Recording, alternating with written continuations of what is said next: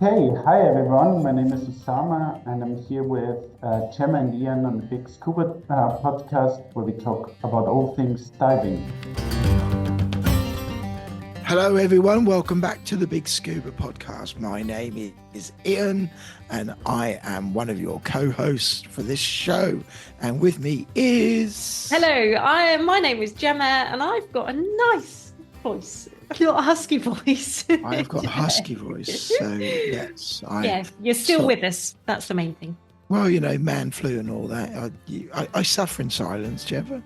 Suffer in silence. So coming up.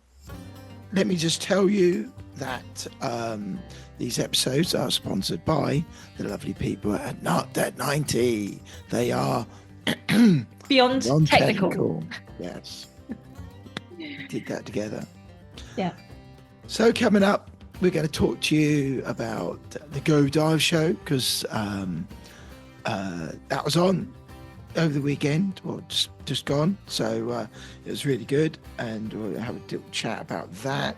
And also, we've got a guest for you. We do like to have our guests, and this week is no exception to the rule. And we're coming up later in this episode His name is Osama, and he is a Austrian, based out in Mexico. Well, we can't hold that against him. No, I'm just saying where he's come from. And he's based in Mexico, and he's a very passionate cave diver. He is very good, and it's great to listen to. And you know, we had a really good chat with him, didn't we? Yeah, he's very much into his exploration. He was recommended as a guest to us by Aniela Martin, who we spoke to.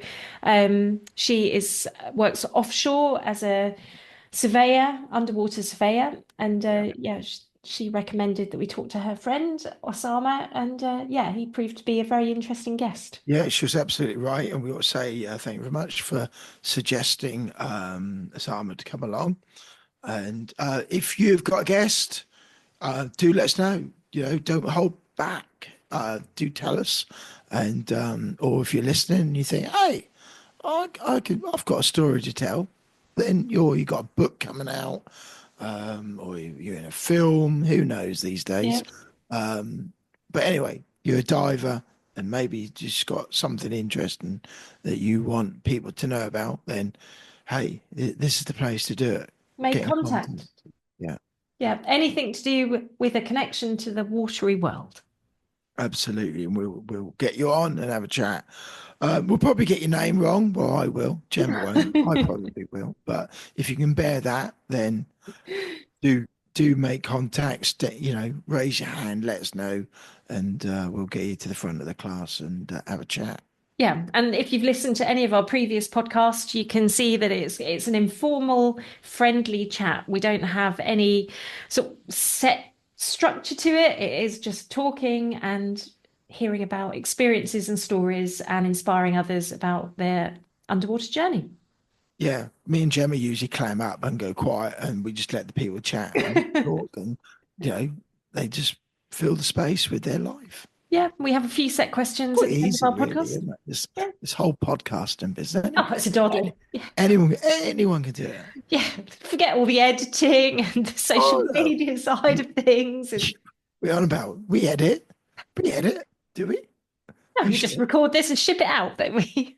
Easy, steady now. It's all these people that think podcasting is easy. I know. It's hard work, but it's enjoyable. Exactly that.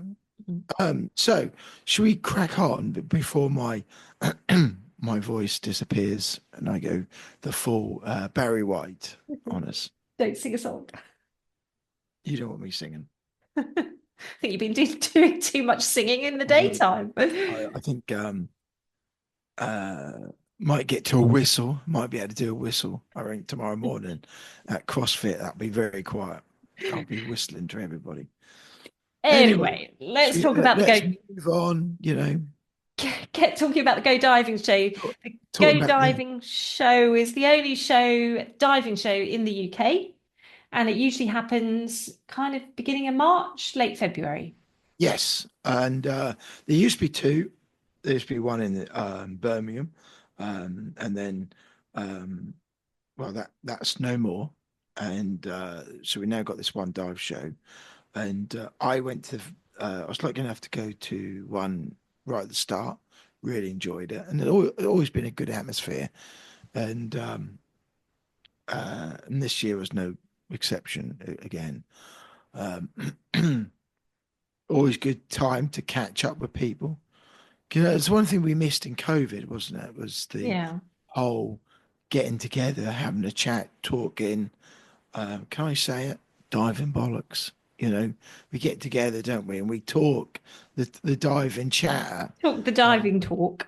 you know, and we do, and we do it down on the dive site. You know, over a cup of tea and a coffee or whatever your poison is, and we have a little chat, don't we? And people come along, and so at the go dive show is a good opportunity to network. And I dragged Honey along because so it's your mum's birthday. Yeah, so I had other priorities, so I took my parents away for a few days, and You that must tell your coincided. mum actually, you know, it's really bad form I to know it's bad have her timing. birthday on the same weekend as the Go Dive show. I know Just, it was 75th birthday as well, and that's no excuse. I know. So, but yeah, I was very disappointed to miss it. But you did keep me informed of what you're up to, and it was good that you could take Honey with you, so that she could Yeah, so it's experience her it. first year, Mm. and I think she was a little bit what's the word? Overwhelmed? Overwhelmed. Yeah, I think she Mm. was at the start. I think it probably didn't help that I got her up really early as well. Honey and getting up early never goes down particularly well, especially on a Saturday. You know, after a whole week at school, and then I'm like, yeah, you got to get in the car about just after 5 o'clock. So imagine how well that went down. Yeah, it was a bit of a an early start, and then Yeah. being thrown into an environment, yeah, you'd never So I think it experienced. took her a little while to get her head around the fact of, and it's the first time um, of going to a trade show because Mm. end of the day is a trade show. So let's give her that. Um, so that was really good. But one of the things she said to me was, she says, "Oh, you do talk. Why you talk? You do talk to everybody." I said, "Well, yeah, I know. It's the whole point. We come here, we chatter, and you know, we talk diving and Mm. things like that. You know, because you haven't seen anyone, seen these people probably since the last show, all the time before that. So it's a good time to catch up. Um, bear with radio Yep. silence.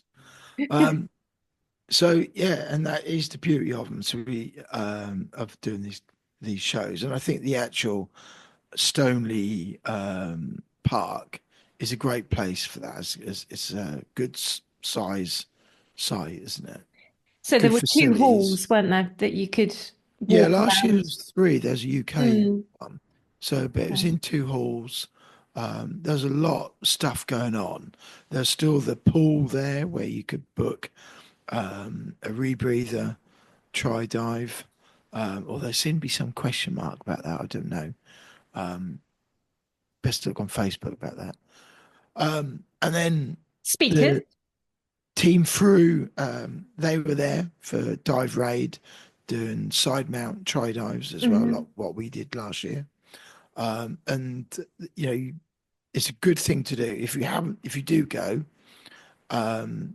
do book up as well because it's a good place to go along and try different skills to what they what they've got available there as well. Yeah. So do that. It's a nice thing to do.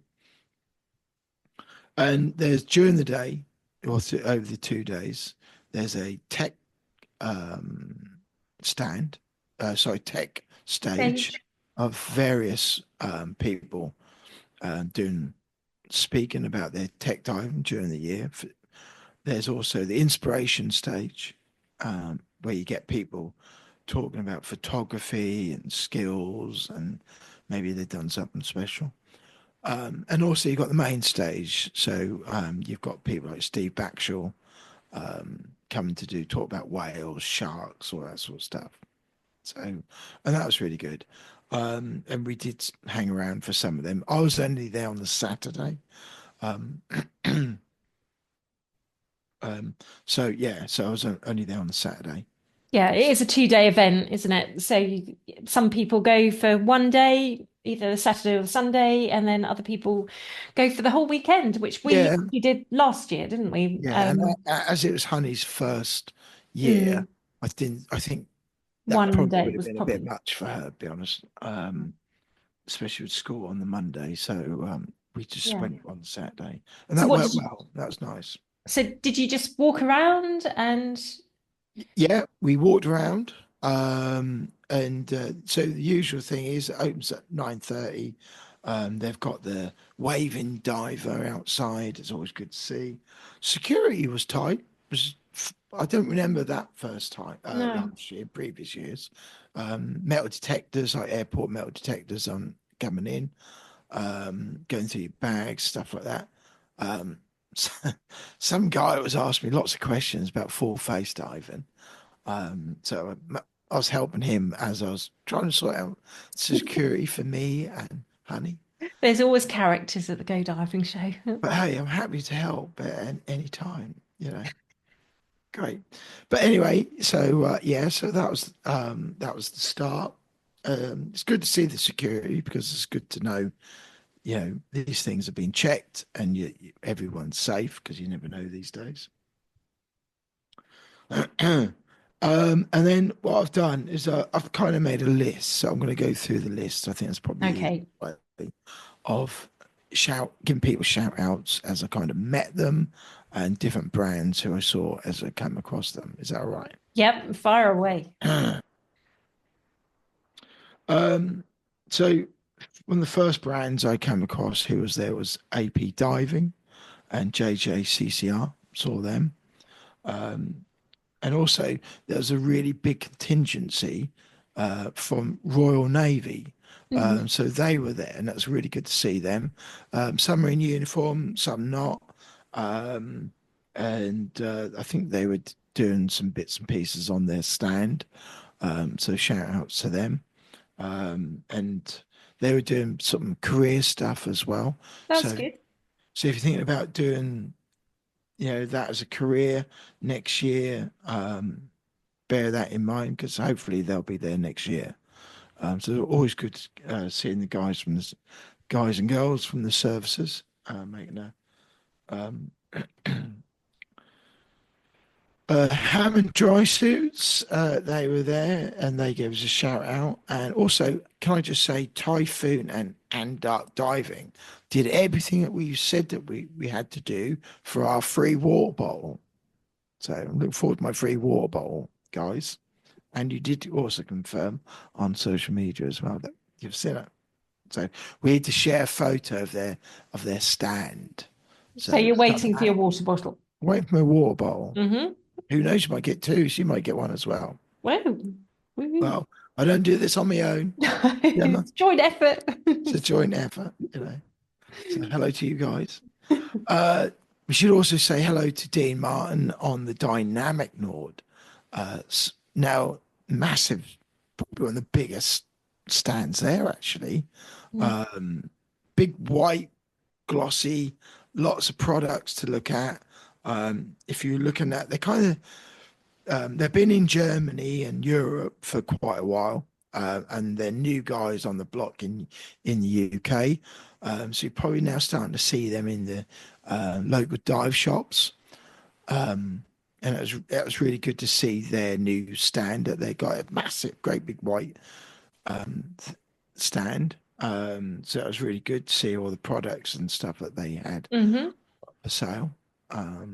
So yeah, look out for them. Dynamic Nord. And also when we arrived, quite one of the first speakers was one of our previous guests, Dawn Kanagas. Mm-hmm. From She was deep. having from Deep. She was having given a talk on the Deep campus, Deep manufacturing, talking about Vanguard Sentinel, which is the one which they're going to be dropping as a test bed in the. I don't want to call it that, but for the most divers who are listening, will only know it as the old NDAC site at Chepstow, but Mm-hmm. that's where it's going to go. But is the deep. It's the deep canvas. All Yeah. right. Um, and that's where that's going to be in, and that should be going in. I think they're talking about end of the summer, which would be really Mm. cool. Yeah, it's exciting. It Exciting. is. Yeah, Yeah. my voice is not allowing me to portray that, but it was a really good talk, and thanks for Dawn for sharing that with us. So that was really good. Um, lots of good photos, lots of pictures of and a video of the actual dive site with how it is now, which is Mm. completely different, whole different setup they've got there now. Yeah. Now I'm pretty sure it looks completely different to when we were there over a year ago. Yeah, so we visited a year ago and they had some temporary units there, didn't they? We went to their facility in Avonmouth, was it called? I can't remember now. And then we went over to the waterside as well and saw the Trident subs, didn't we? And Yeah, yeah. yeah, which was awesome, wasn't it? Mm. So that was good. Then virtually walked into Dive Raid and bumped into the boy Gary Dallas. Hello to Gary. And the Frews from Dive South, Team Frews, Hmm. who helped us last year, and also Richard Cullen, who was also not all that well, bless him. But it was good to have a chat with him. I hope you're feeling better, Richard. And hey, maybe I got the Maybe that's cold where from you got him. it. Maybe this Yeah. is where I got it from. Delayed. There was a delayed reaction. So anyway, I hope you're feeling better, and it was good. And I had a chat with Honey as well. So that was all good. And what else? Who else would we see? Mares, and the guys had a chat with guys from Dive Log, who we need to have a chat with. So that was good. And then we also caught up with Luke Bullis and Dave Kennard. Luke Bullis from Fathoms Free, Hmm. and Dave Kennard from NARC. Neptune Army of Rubbish Cleaners based in South Wales, I think. Yeah. I thank you. So yeah, had a chat with him. I didn't hear Dave speaking because Dave didn't speak till the Sunday, but he was on the UK stage, Yeah. and we did sit and listen to Luke, and he spoke really well, really clear, and they had their video going about how the charity got started. Now we only spoke to him recently, so Yeah. if you're listening and you want to hear about their story, Fathoms Free, because they're trying to raise money. They do a lot of really good work on the Cornish Welsh coast. Have a go there and listen to them, or go to their website at least. Fathoms Free. Fathoms Free. So they do a lot of recovery of ghost gear, discarded fishing nets, pots, and hope to get it recycled. They because there's so much fishing going on down there, they are pulling out a It's a tons of lot. nets, a Mm. lot, and that's why Waterhall, are busy down there as well, because they're doing the same. It's like, what are fishermen doing with all their nets? Do you know what I mean? Mm. It's a disposable product for them, and yeah, That's mad, and it it is. must cost a fortune. Yeah. Obviously, a lot of money in fish, Gemma. There is a lot of money in fish, believe it or not. Yes. Yeah, but it's not just a case of discarding fishing line. When they discard it, it's still a Oh, fishing lots of net. pots. Luke was saying that there was a change in the rules or something, and the people who were fishing, I think they come from somewhere else, and I can't remember what he was saying, but he was saying that the people who were fishing in the area with these big old pots and stuff basically abandoned them, all these Yeah. pots. Yeah. It's not good, is it? And And then when those abandoned fishing pots they're discarded, they're still actively fishing. The nets are still in the sea. They're still catching live catch, and the catch is just dying. So it's I don't want to go on and lecture, but could you imagine, right? Farmers doing that and go, oh, well, just abandon all this equipment on the fields. Yeah, it's not good. No. So why do fishermen do it? Because they're basically doing the same as what a farmer. If a farmer was to go, well, I'll just abandon this trailer here and Yeah, but things like that. it's the whole thing, out of sight, out of mind, and this is the But whole they thing. carry on catching. They Yeah, don't they do. stop. They carry on catching. And they pulled up a small dolphin and Mm, one that dead. yeah, Got trapped.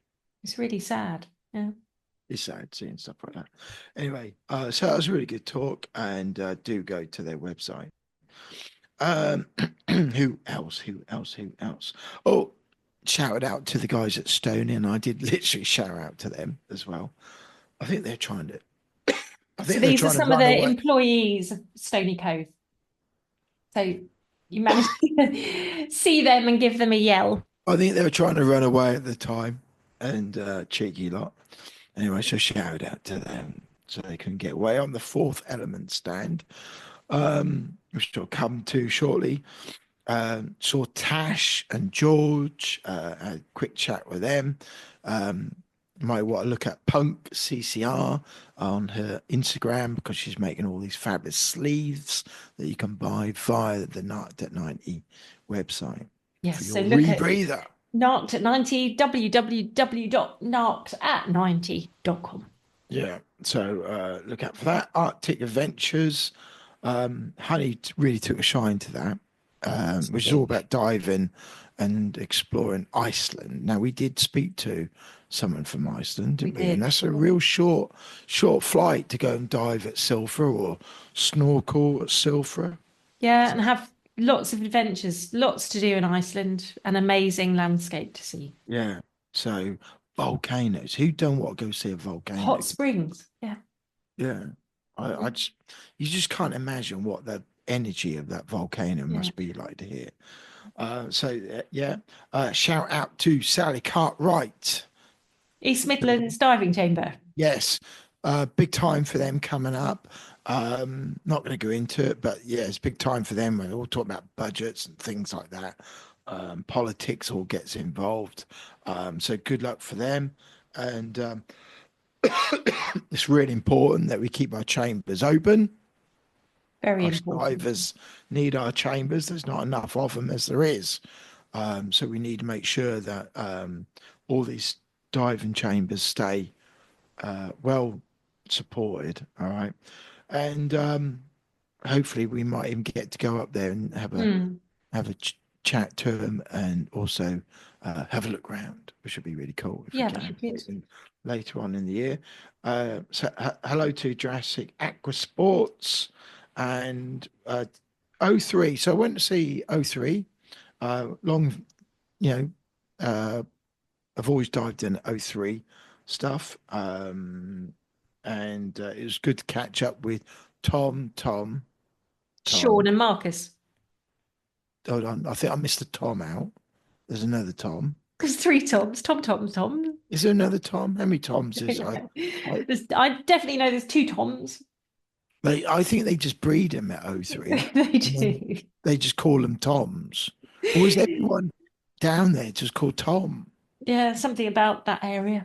Yeah. So Sean and Marcus saw them. And they've got a new dry suit. So I had a look at that. It's very snazzy. And it's all custom made as well. That's good. So it's quite slim fitting. I don't think, it's quite slim fitting, but it's custom made.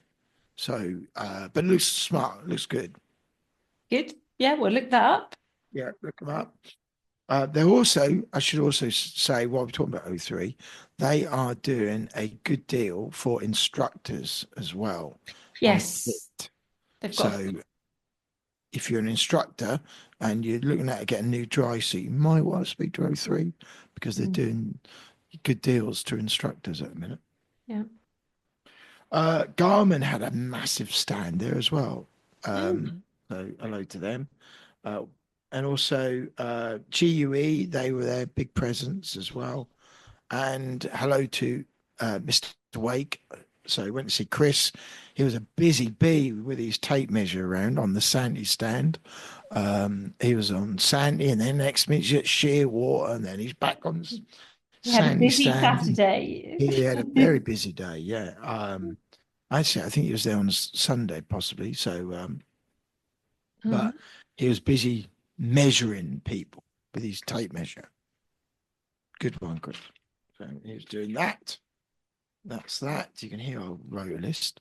Who else were it? Master Liverboards, they were there. Jim Standing. Hello to Jim. Jim, we're going to send you an email because we want to get you on for a chat. We had a chat with Jim when we very first started. Very early days. Yeah. And Fourth Element have been with us, supported us right from the start, haven't they?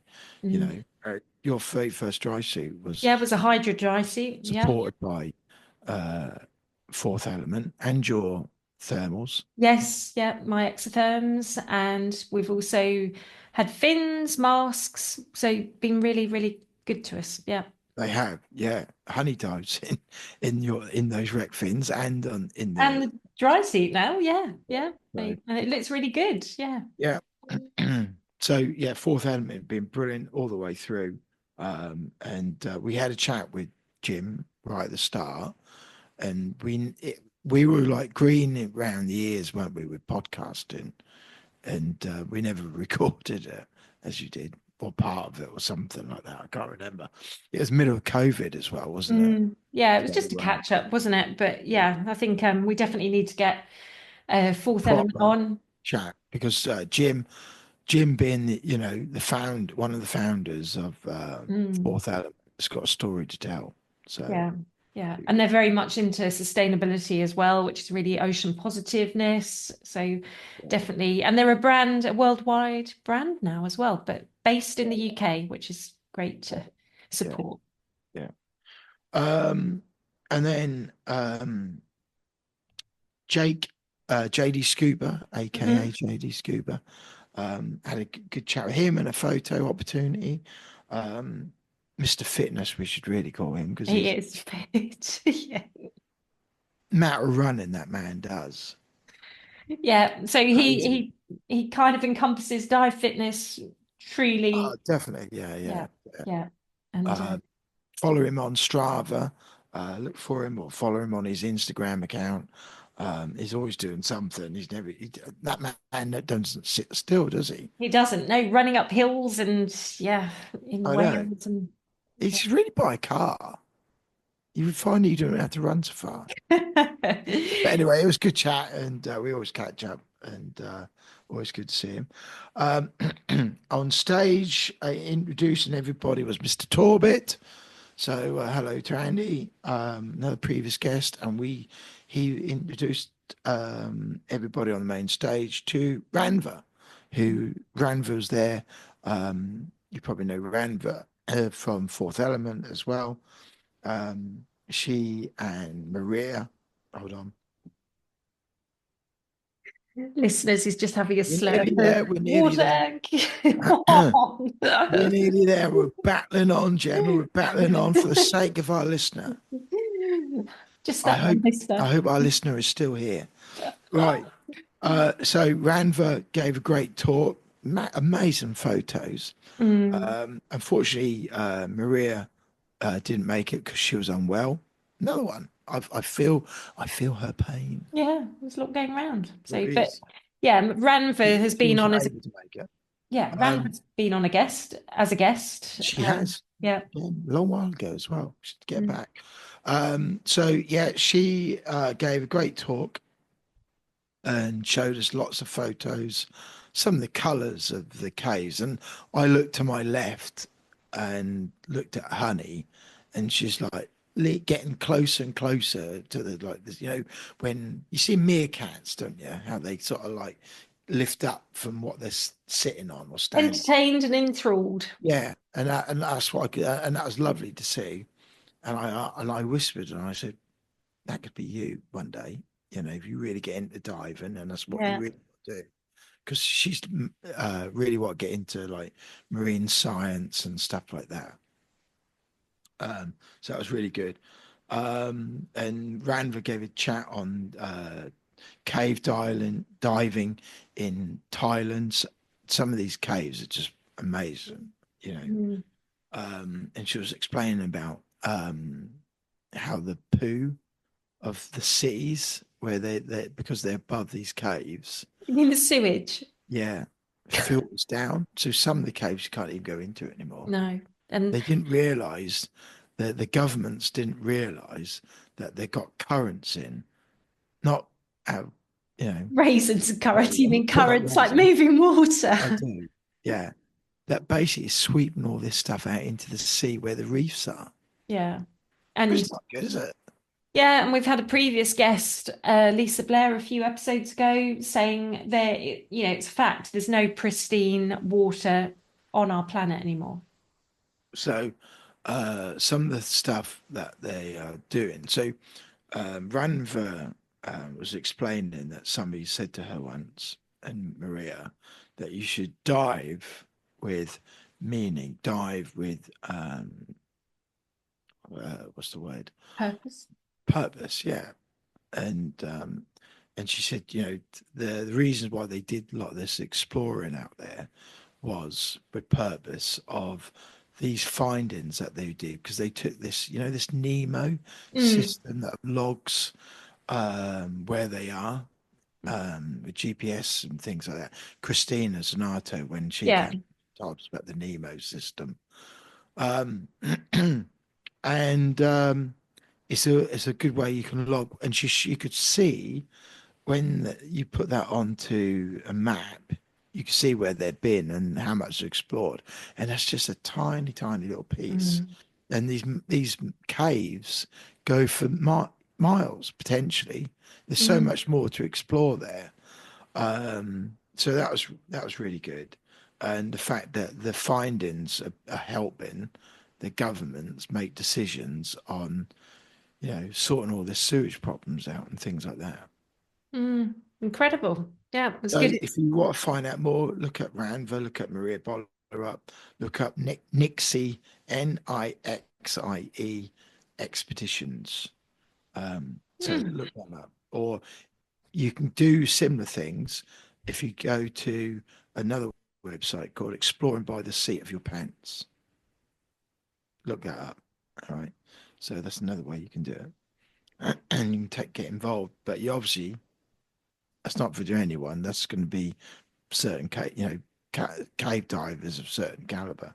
And then finally, went to see the guys at 90, have a chat with them. So I had a word with the team, and had a chat with John and Bren, and they had the strobes hanging from the sea.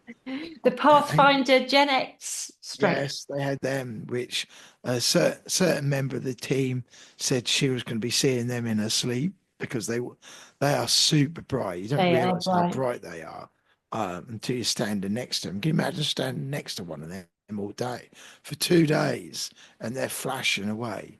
No, we've had them in the pool and they are bright. Yeah, seriously bright. We're going to be diving with them soon. So yeah, looking forward to getting them properly wet. Yeah, so that was good. It's good to spend a bit of time with them. John and Brent particularly was giving us a lot of information on some wrecks for people like Honey, so it would be safe to explore. Yeah, so that's quite good. One of them is called Hobart. I think that's called Hobart. So we've got to look into that. And yeah, I had a really nice chat with Brent, with Honey. So that was good. Yeah. And that kind of drew it to a close, really. It's a good show then. Yeah, it's a lot to go through. And you think, I was only there for the day. So imagine if I'd been there for 2 days.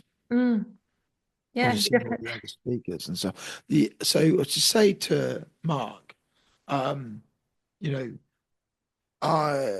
to say something just for an idea for next year. You don't know I'm going to say this. No. I don't want to say that. I don't mean this as a criticism, because it's not. Because those dive shows take a lot of organising, and they're good shows, and they're well followed and everything else. The only thing I would say is that when one thing I noticed is that there's not that many young people. There's not many young people at the show. Not on the Saturday.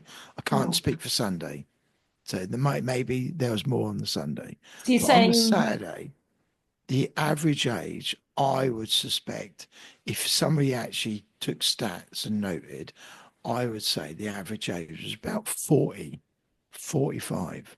so we have an aging population of divers. It's a fact. Yeah. And if you look at all the speakers, and they're really good speakers, not you really high caliber speakers, all had something to bring, all had something to say. All right. Again, the average age of those speakers, probably about 40, 45. And there's a lot of young people out there doing great stuff. And maybe we don't even get to hear of them, and we should. And it worries me because I see, businesses struggling, and we know this. I'm not going to mention names, but you only got to do your own research out there, what's going on in the diving world, of certain brands who are struggling, not doing the best at what they possibly could. Names who we know and dive with for years. All right.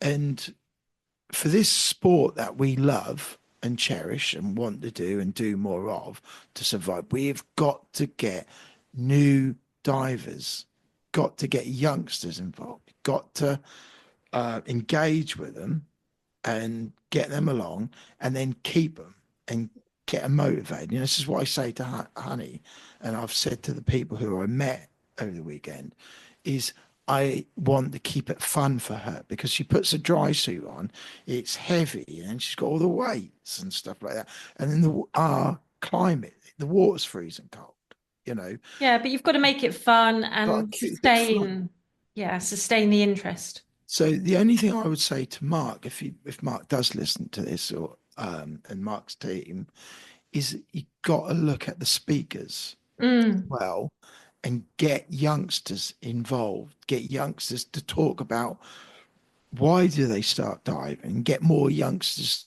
to come in and, and talk about social media, because youngsters who are engaged in social media are much more than us, Yeah. and we might not, you've got to have the spread. You've got to have the spread from the older divers. There was Alistair from AP coming along. I don't know how old he is. And it's good. You've got that experience. And one of the things I said to John and Brent was, Brent, we were talking about dive computers and stuff. It's thanks to people like those guys, the John Chattons of this world, the people who went diving in the 80s and 90s. Hold on. The people who went diving in the 80s and 90s with these rebreathers, with a set of spanners as well, who were fixing them, who went down there knowing they were going to break, knowing they had to fix them to get back, knowing that they had these early diving tables, knowing that they had to do all sorts of things with dive computers to get them to work and stuff.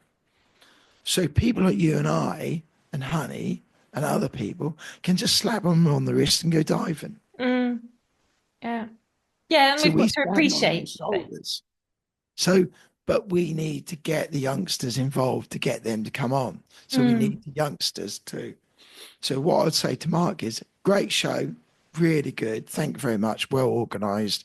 Everything else felt safe. Great seeing everybody. But next year, get some young speakers just coming on talking about diving.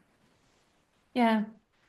That's all it takes, just to give that inspiration and that view of where you can go from just learning recreational diving, and you can make it a career. You can just have a hobby, but it can go very, very far. Yeah. Let me know if you disagree. I'm I'm not saying we don't want the older ones. I'm not saying that at all. I'm But saying just bring in the youngsters as well. yeah, the older ones, the more mature ones are the pathfinders, and they have shown a way. But we do need the younger generation and people to inspire the younger generation to dive, but to continue diving as well, not just treat it as a one-off and, oh, I've tried it, I'll move on to the next thing. That inspiration's got to be maintained, and that freshness and fun, and you've got to come out of that water smiling always. Yeah, because we buy kit and that lasts forever these days. It's not a disposable item, all this kit. It's made to last. Yeah. Yeah. So you need the youngsters to come on who are going to go, hey, I like that shiny stuff. I'm going to buy one of them. Yeah. Yep. Well, you said it, and everybody, I think knows it is a true. So we need some. Tell me I'm wrong, people. Tell me. No, don't tell you right. Yeah, we need some young speakers. No, tell me I'm wrong. I will hear if I've got it wrong. No. I don't think I have. I think we need to get the youngsters. Yeah, and come up with some ideas what we can do to inspire these youngsters, even in schools. Yeah. I didn't know about diving when I was at school. Maybe. No, you might have saw Jack Cousteau or some of the other ones, No. Didn't you? Okay. No. Maybe you didn't. Well, you don't watch telly, dear. Do you have a telly? Yes, I do. You pay for it. Do you get TV in pay for it? Just. We don't watch many films. Anyway, my voice is dying, so it's time to get a guest on. Yes, so we've covered the Go Diving show, and we're now going to talk to Osama, who is in Mexico, and hear about his cave diving exploration. Thanks for sticking with us. Sorry about my voice. Let's get the guest on. Thanks for listening. Thanks for listening. Thanks for downloading. Well, welcome to the BiG Scuba podcast. We've been connected by your friend Anela Martin as well. Correct. Yes, correct. Yeah. So I guess you two know each other with offshore work.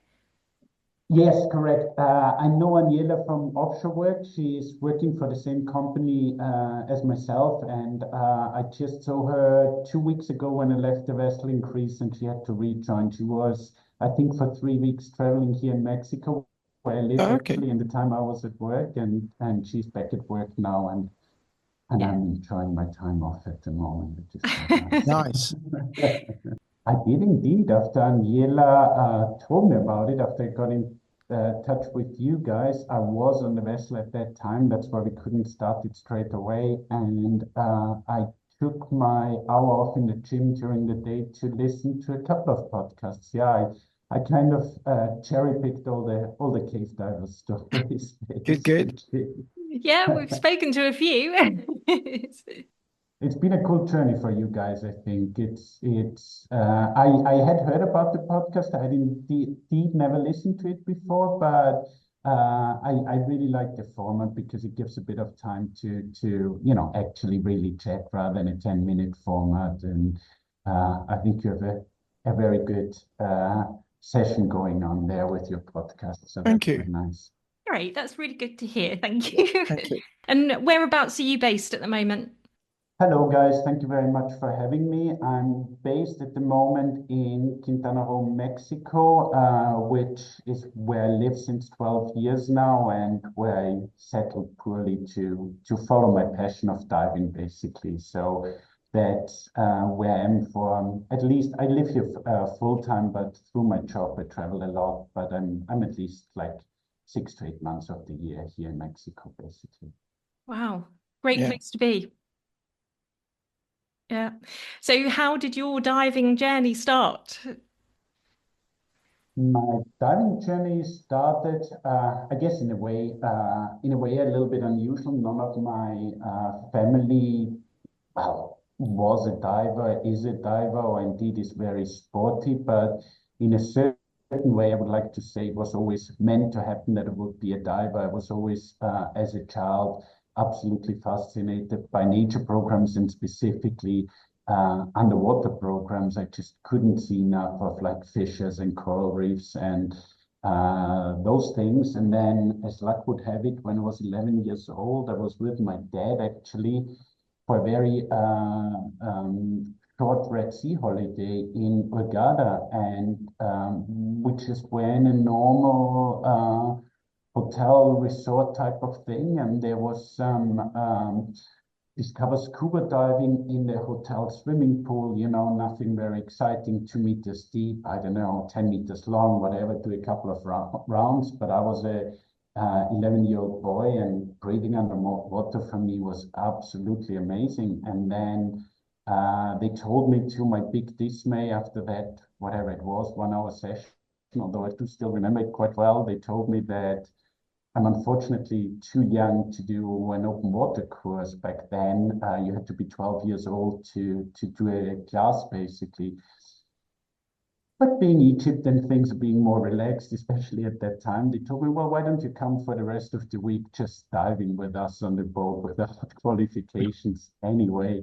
I didn't know, of course, as a 11-year-old boy, what safety standards were and this and that. I didn't know what I didn't know, so to speak. So I just came along for a week of diving, and we probably, in hindsight, didn't go very deep. I guess the dive master at the time probably took me to a few meters depth. He constantly held my hand, but I was just, as far as I was concerned, I was a scuba diver, and that's what I did for a week. And I really was hooked ever since. I went back the next year, did finally my junior open water course, and kept on diving really ever since without break, which was not always easy because obviously I didn't live in a tropical environment. I'm originally from a small village in Austria. Wow. We do have a lot of lakes, but the whole nature of being cold water diving requires a lot more equipment than just a pair of swimming trunks and whatever, a regulator and a scuba jacket. So, but I was quite lucky to then even continue my dive journey in Austria, and piece after piece, I sort of, got my equipment, got my experience. Luckily, I had an older sister that dutifully drove me to various lakes in Austria to dive sites and be back. Like whenever there was a couple about to go for a dive, I just asked if I could come along. I didn't really have dive buddies. None of my friends at that age certainly was diving. So yeah, I just took every opportunity I could get really to get as much diving in as I could at that time, being a teenager in Austria. This episode is brought to you by Narked at 90, the cutting-edge pioneers in the world of diving equipment. Meet the founders, John Routley and Brent Hudson, who have logged thousands of mixed gas dives over the past 3 decades. About 20 years ago, these experienced technical divers combined their passion for diving and engineering skills to create Narked at 90. Whether you're new to diving and ready to take it up a notch, have a fair amount of experience, or are considering a transition into technical diving, we highly recommend Narked at 90. They're ready to advise on the best equipment and setup for your personal and commercial needs. Narked at 90 also has extensive hands-on experience with shearwater and ratio dive computers, being the longest-serving UK service centre for these brands. They're ready to offer technical support, servicing, repairs and upgrades for all shearwater and ratio computers past and present. In addition to shearwater and ratio, Narked at 90 stocks and supports many other brands such as DiveSoft, JJCCR, Hollis, Revo and Kiss rebreathers. The diving community is always enthusiastic about Narked at 90, and it's easy to see why. Here are just a few reasons. Full head servicing for rebreathers from various manufacturers, bespoke cable assemblies, advice on specific fitting requirements, suggestions and guidance for home builds, computer laser cutting and engraving, CNC milling and turning, pressure testing to simulate 400-metre dives. We're thrilled to partner with Narked at 90, a company that has ignited so much passion for diving and has been incredibly supportive and innovative in producing and selling dive equipment. Visit narkedat90.com to see why they're a renowned name in diving. Stay updated on their insights and offers by following them on social media. Just search for Narked at 90 on Facebook, Twitter and Instagram and hit that follow button. Wow, yeah. So you've got that experience of warm water diving and cold water diving coming from Austria. Yes, Yeah, correct. And that's always like for me was always I mean, I guess obviously at this time I preferred seeing fishes, but I think to this day I think any dive is better than no dive. Just the feeling for being underwater. I think we all have that in common as divers. It's just, it's always at the end of the day, you might moan about the temperatures, about, the hustle we have to do when we have to replace equipment, when we have to service equipment. But any diving day at the end of the day is better than a non-diving day. So, and I think that holds true probably for all of us, but to this day. So, yeah. Yeah. Yeah, sounds good. You've got quite an experience. I was looking through your CV, and so scuba. Just going to list it out. Scuba diving since 1993, scuba diving instructor since 2000, technical trimix diver since 2005, cave diver since 2007, 5,000 dives, 1,500 cave dives, and 400 dives on trimix. That's quite a CV. Yeah, I think I don't know. I think it's scuba has always been my big passion, and that's the one thing throughout that I followed through, and I was indeed very lucky enough, or I just sort of decided to take matters into my hand. When I finished school in Austria, I actually moved to the Red Sea. I was 18 years old. I moved to the Red Sea and did a training. It was working for your training. I spent a year to become a scuba diving instructor.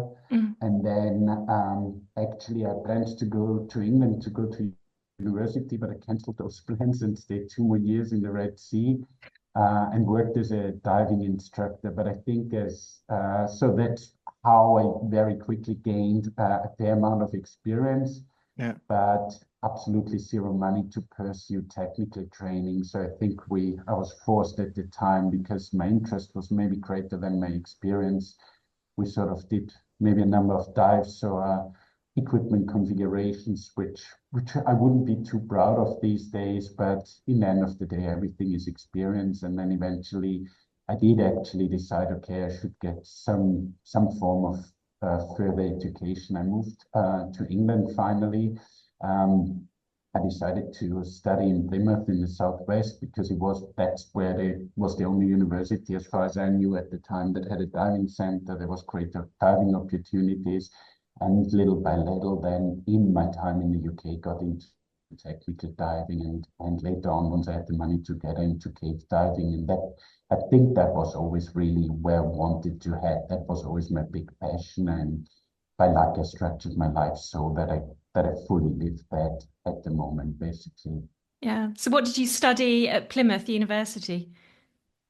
A study called underwater science. So basically seabed mapping. That's how I know Aniela. I'm working as a hydrographic surveyor, an offshore surveyor, and sort of the mapping side of things, also now in combination with mapping unknown caves, is sort of my big passion, and where I combine like just the feeling of being underwater, the diving, Yeah. with sort of maybe more, I don't know, academic work, or more sort of data crunching behind the scenes, like in the evening, instead of maybe watching a movie or something, I sit down with a glass of wine or a beer and work on cave maps or 3D models of caves. So I feel I sort of devote most of my time certainly to what is these days the study of caves, and then of course professionally of mapping in the offshore environment, seabed mapping, and all that sort of stuff. Yeah, you're truly aquatic. Yeah. Truly Um, aquatic, so yes. we've spoken to a lot of guests that are cave divers and a lot of guests Mhm. that specialize in wrecks. So what led you down the cave route and the overhead environment route?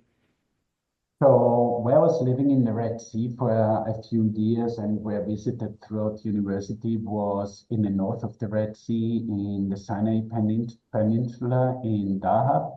And Dahab, with the famous Blue Hole, the canyon, it has a lot of geologically interesting dive sites. It sort of, compared to what we maybe do now, it's maybe a little bit benign, but there's a lot of sort of interesting swim through sea caves. And I think but there's no wrecks because it goes very deep. There's except for further down in the strait, closer to Sharm el Sheikh. Obviously, you have the Thistlegorm and all that. But in Dart, we never had any wrecks, but we had the opportunity that all the diving is shore-based, of just taking the part from the chip from the dive center. And I don't know if we would do like 2 or 3 dives, working dives per day. We would always add a couple of fun dives, either in between or afterwards, sometimes 5 dives a day. And always still at that time, exploring the sort of swim-throughs and canyons. And I think I realized very quickly that that was where I wanted to head. But then it wasn't really something I didn't exactly know the path, or, training existed, of course. Cave training existed already, but it was far. It was in places like now in Mexico or something. I couldn't even think to afford to come into Mexico to take a cave class.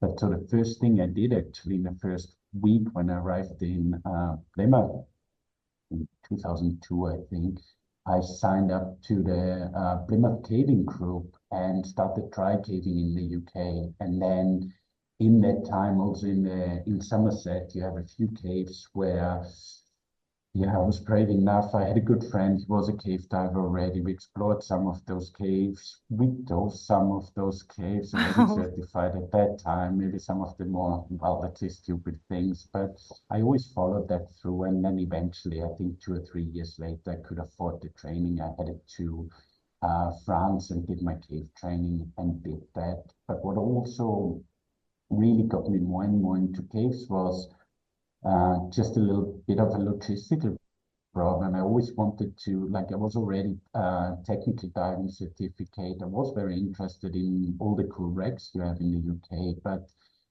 usually during the summer I would work offshore, and then it would be the spring or fall time where I had to book places on boats to get my diving opportunities. And quite often, due to the weather, we were obviously blown out, and I realized that booking a dive weekend somewhere on the UK coast, if it wasn't directly in Plymouth, I would need to book accommodation. I would need to book my space on the boat. If it gets cancelled, I maybe get another place on the boat, but not directly a money refund. And I really wasted. There was one year where I summed it all up. I wasted a lot of money on cancelled trips, basically, and then I couldn't make the follow-up trip because I would be offshore. And then I was like, well, actually, it's almost just as easier to go in twice a year to Florida or France for cave diving. That's really what we started to doing. We headed to Florida a lot in that time to cave dive whenever we could, basically. So, and that finally sealed the deal. I think in 12 years now in Mexico, though we have the reef diving just outside the doorstep, I probably did 20 dives in the sea, I think, and I don't know. Unfortunately, I do not keep a logbook, but I would say well over 2,000 dives in caves by now. Wow. Yeah. Yeah. So yeah, well, a lot of people do a lot of dry caving in the UK. We've got some good caves like Wookey Hole and with all the swim throughs. Yeah, it's fantastic. I mean, I lived actually quite long. I left the UK straight from England. I moved to Mexico in 2012, and then being certified, I was with the cave diving section in the UK. I was part of various dry caving clubs in Somerset. So absolutely amazing. I do love, and I still have very good friends of the whole caving, dry caving scene in the UK. I think some of the, the whole sort of cave scene of the UK, there's absolute amazing people, groundbreaking explorers around the world. It's been for me probably the single most learning point and mentorship in my diving career that I carry from that time, basically. I would definitely say so. Like that, having learned and having become comfortable of dry caving and cave diving in the UK made me what I would say truly comfortable in any underwater cave environment in the world, whether it's deep, whether it's clear water, whether it's bad visibility. It's if you train in the UK, you're doing it the hard way, I think. Yeah, they do say that about the UK because even in the open water, visibility is not always good. And if you can dive in the UK, you can dive anywhere. Yeah. Yeah, yeah. And it's also, I mean, there's a bit of a difference in general, I think, between try diving and try caving anyway. Obviously, diving is very, maybe let's say regimented, you have established classes, established programs, you have certifications for everything, whereas the try caving is very club-based, which is, and sort of the club system in the UK for many sports, but that's quite unique. So the whole mentorship aspect, is much, much bigger, sort of in terms you only really get trained or you get to where you want to go if you actually show up. It doesn't really matter how big or small your wallet is. The important thing is you show up and you will find somebody that trains you for free. That these days is sometimes absolute unheard in the sort of more commercial side of the recreational diving world, basically. But in caving, that's very normal. There's very few established courses in the caving world, and you just learn from somebody that knows. And originally that was the same for me, even from a cave diving, So that is, I think, unique and a little bit too unique to the UK caving scene in particular. And I think that's maybe one of the reasons why so well-trained people come out of that, because they are the ones that didn't give up and they just stuck with it and took matters in their own hand and whatever, went exploring all over the world, basically. Yeah, that's good to hear. Good UK.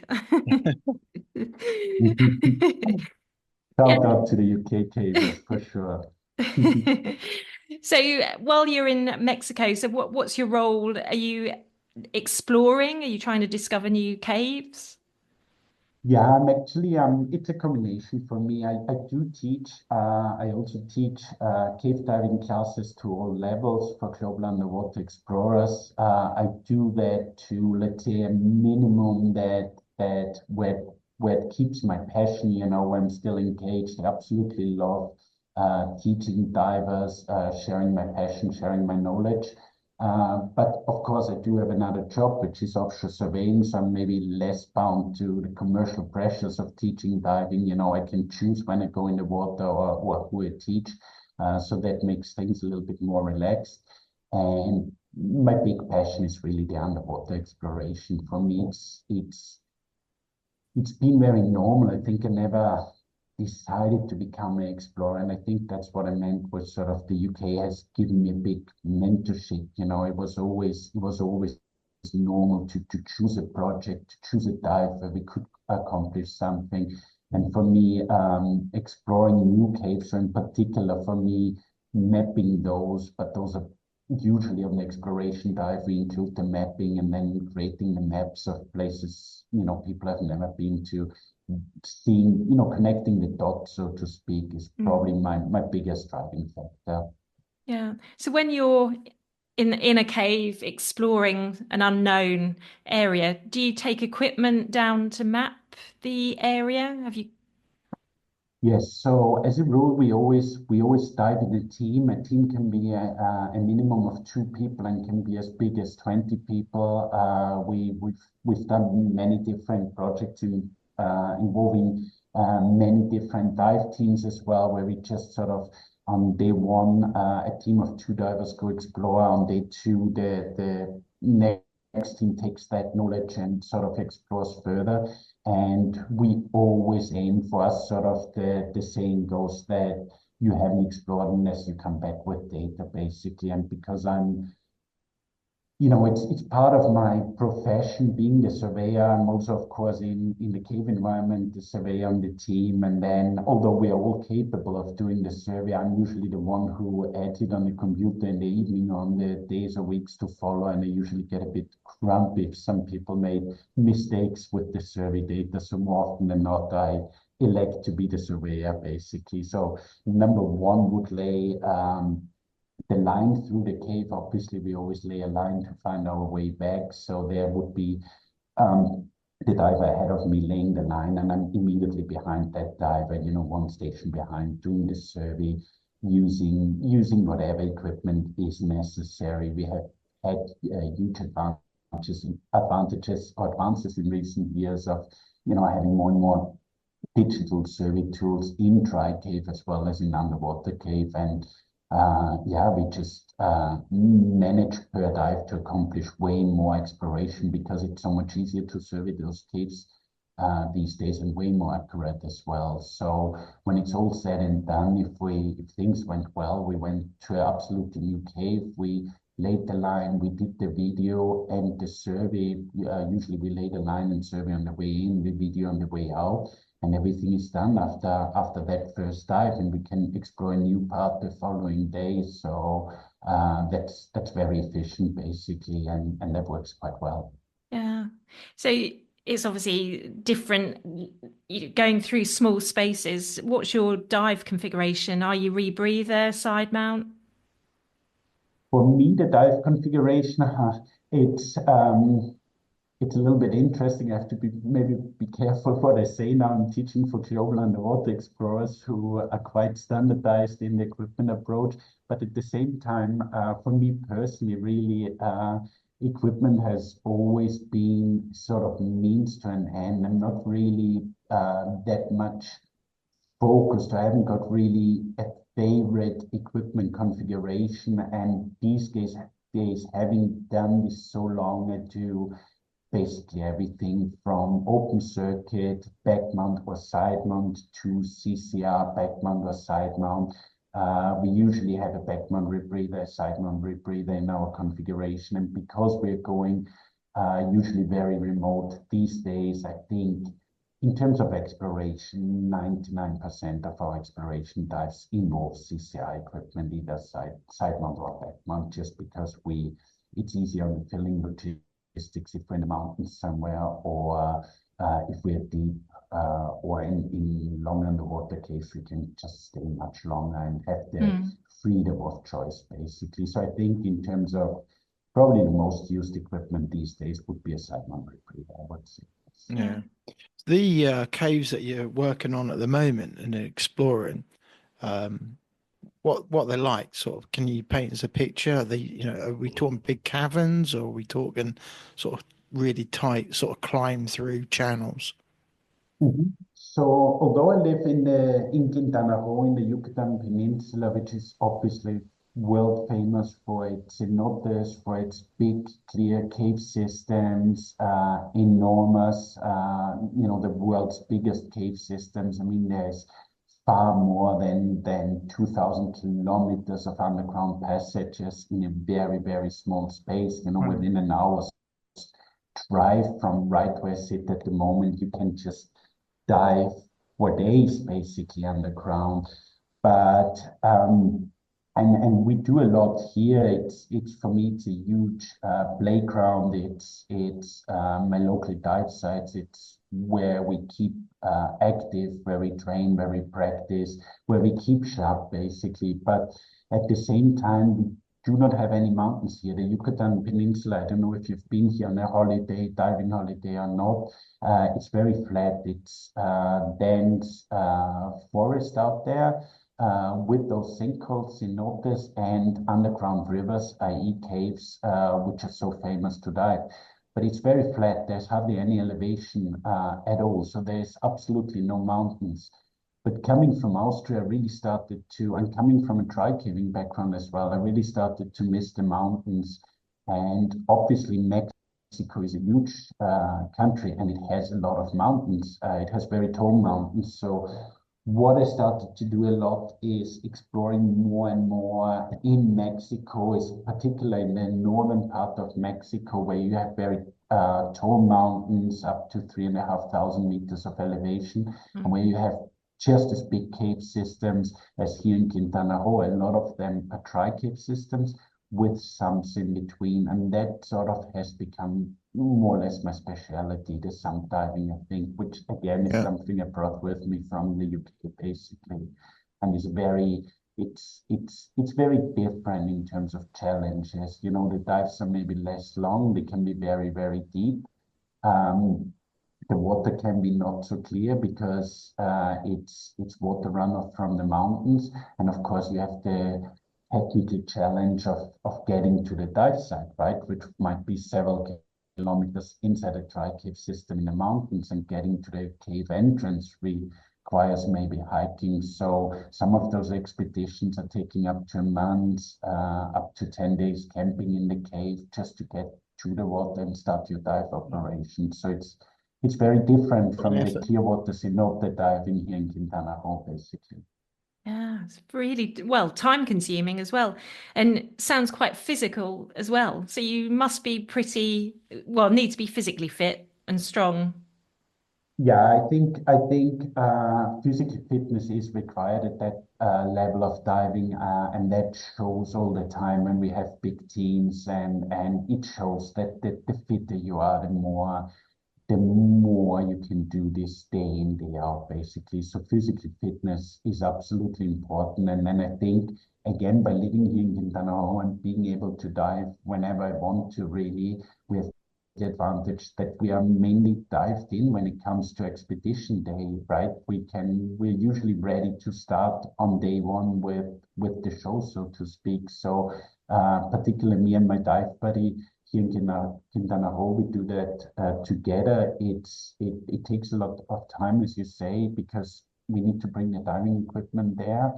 Where we go on expedition on Sunday, actually, and it's a 25 to 30-hour car drive just to get to the area where the caves are. So it's a lot of driving involved, basically, as well.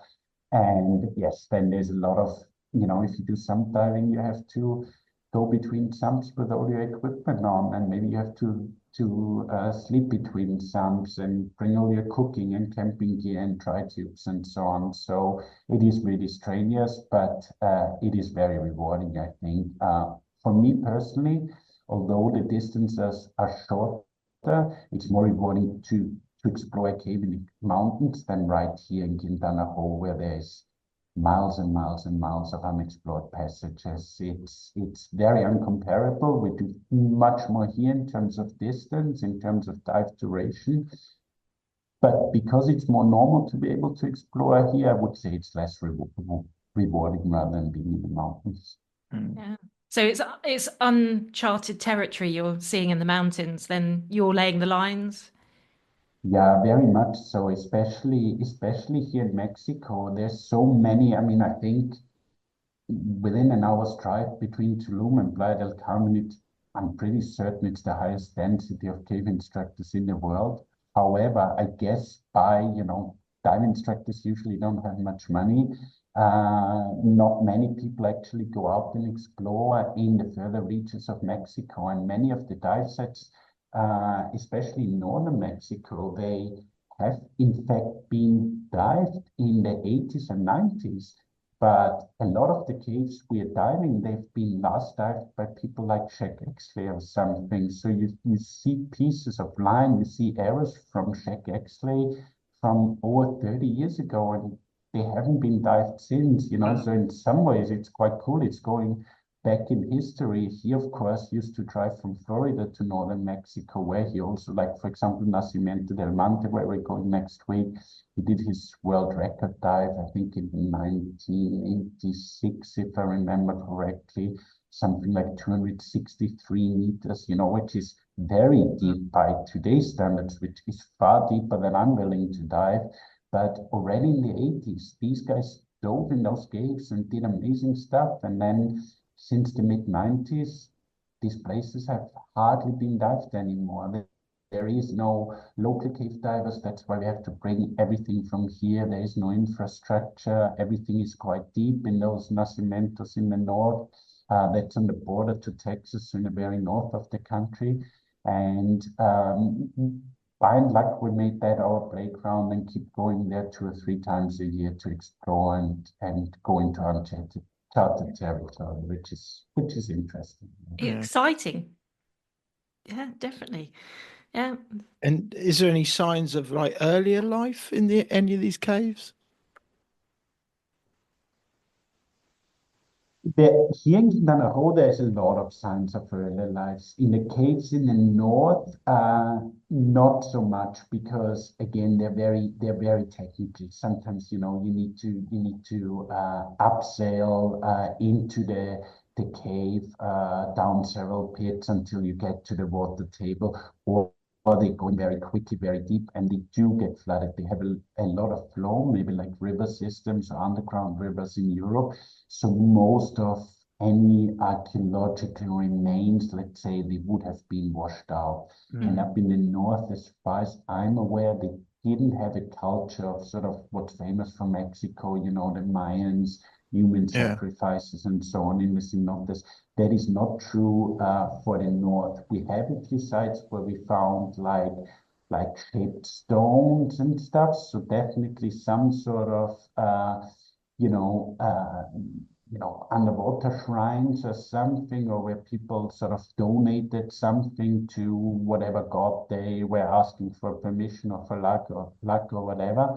But we do definitely see less archaeological and paleontological remains than we do here in the south in Guindanao, basically. Yeah. No, it's really interesting. And then on the other side, you've got your career where you're doing seabed surveys. So that must be really, it's another form of exploration as such. You're going into the unknown.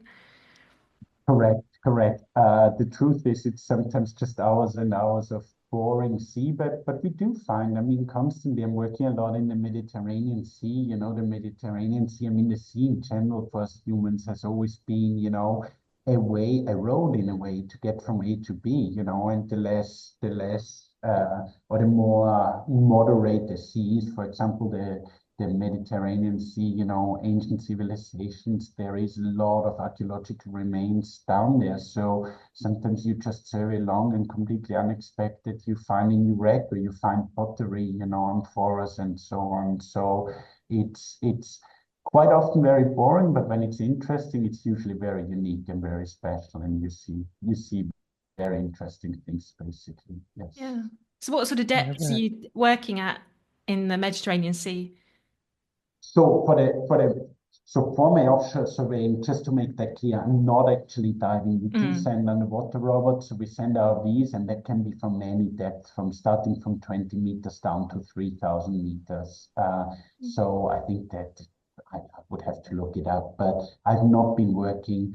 The deepest I've been working in the Med is just over 3,000 meters off Egypt. I think the Med at its maximum is just shy of 4,000 meters deep, if I remember correctly. So yeah, sort of between, the first 3,000 meters we work quite regularly, and yeah, there can be all sorts of things, and you suddenly get, you just suddenly stumbled across a whale skeleton or something. Of course, at first you're like, what's that? Oh, that's bones. Oh, it looks like a skeleton. Oh, what is it? Oh, it looks like a whale.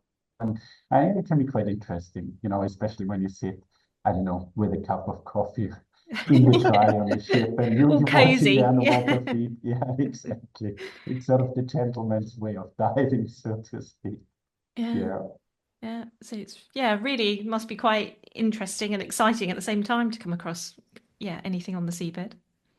Yeah, exactly. And I think the whole seabed mapping, the whole, my professional studies in the UK, I always catered all of that around the diving.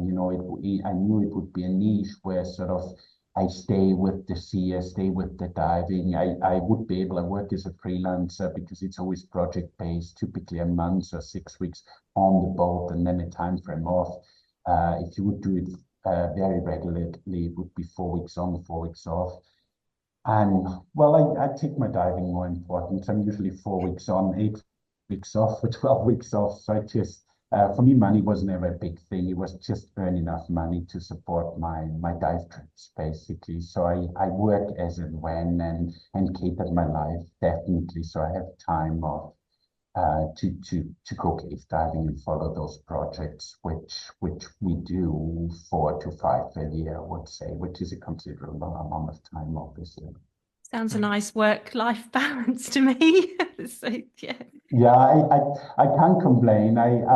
It took me a long time to get there, but I think it works quite well. I'm quite happy with how I've structured my life, I have to say. So yeah, I can't really say it was luck. I structured it this way, but it doesn't work for everybody. It comes in the costs of other things, maybe such as, I don't know, having a family, having a lot of money in the bank account. It's definitely the sort of adventurous, trying to stay young lifestyle. maybe I get sick of it one day, but until now, it works very well. Yeah, no, that's good. Yeah. When you're in the caves, do you see any signs of like climate change or waste, litter, plastic? 'Cause We do. It's a very good question, but in terms of maybe not so much in terms of waste and plastic, but what unfortunately here being an absolute high tourist area, we do see more and more destruction of the caves. We do see more and more commercialization of those caves, and unfortunately, a developing country like Mexico, all the caves are privately based. There's no state parks here in the area, so it's all about making bigger, more comfortable entrances, more cement poured into like, I don't know, staircases or something. It's not like, maybe, I don't know, I'm just thinking Costa Rica or something that sort of put a lot of money on ecotourism.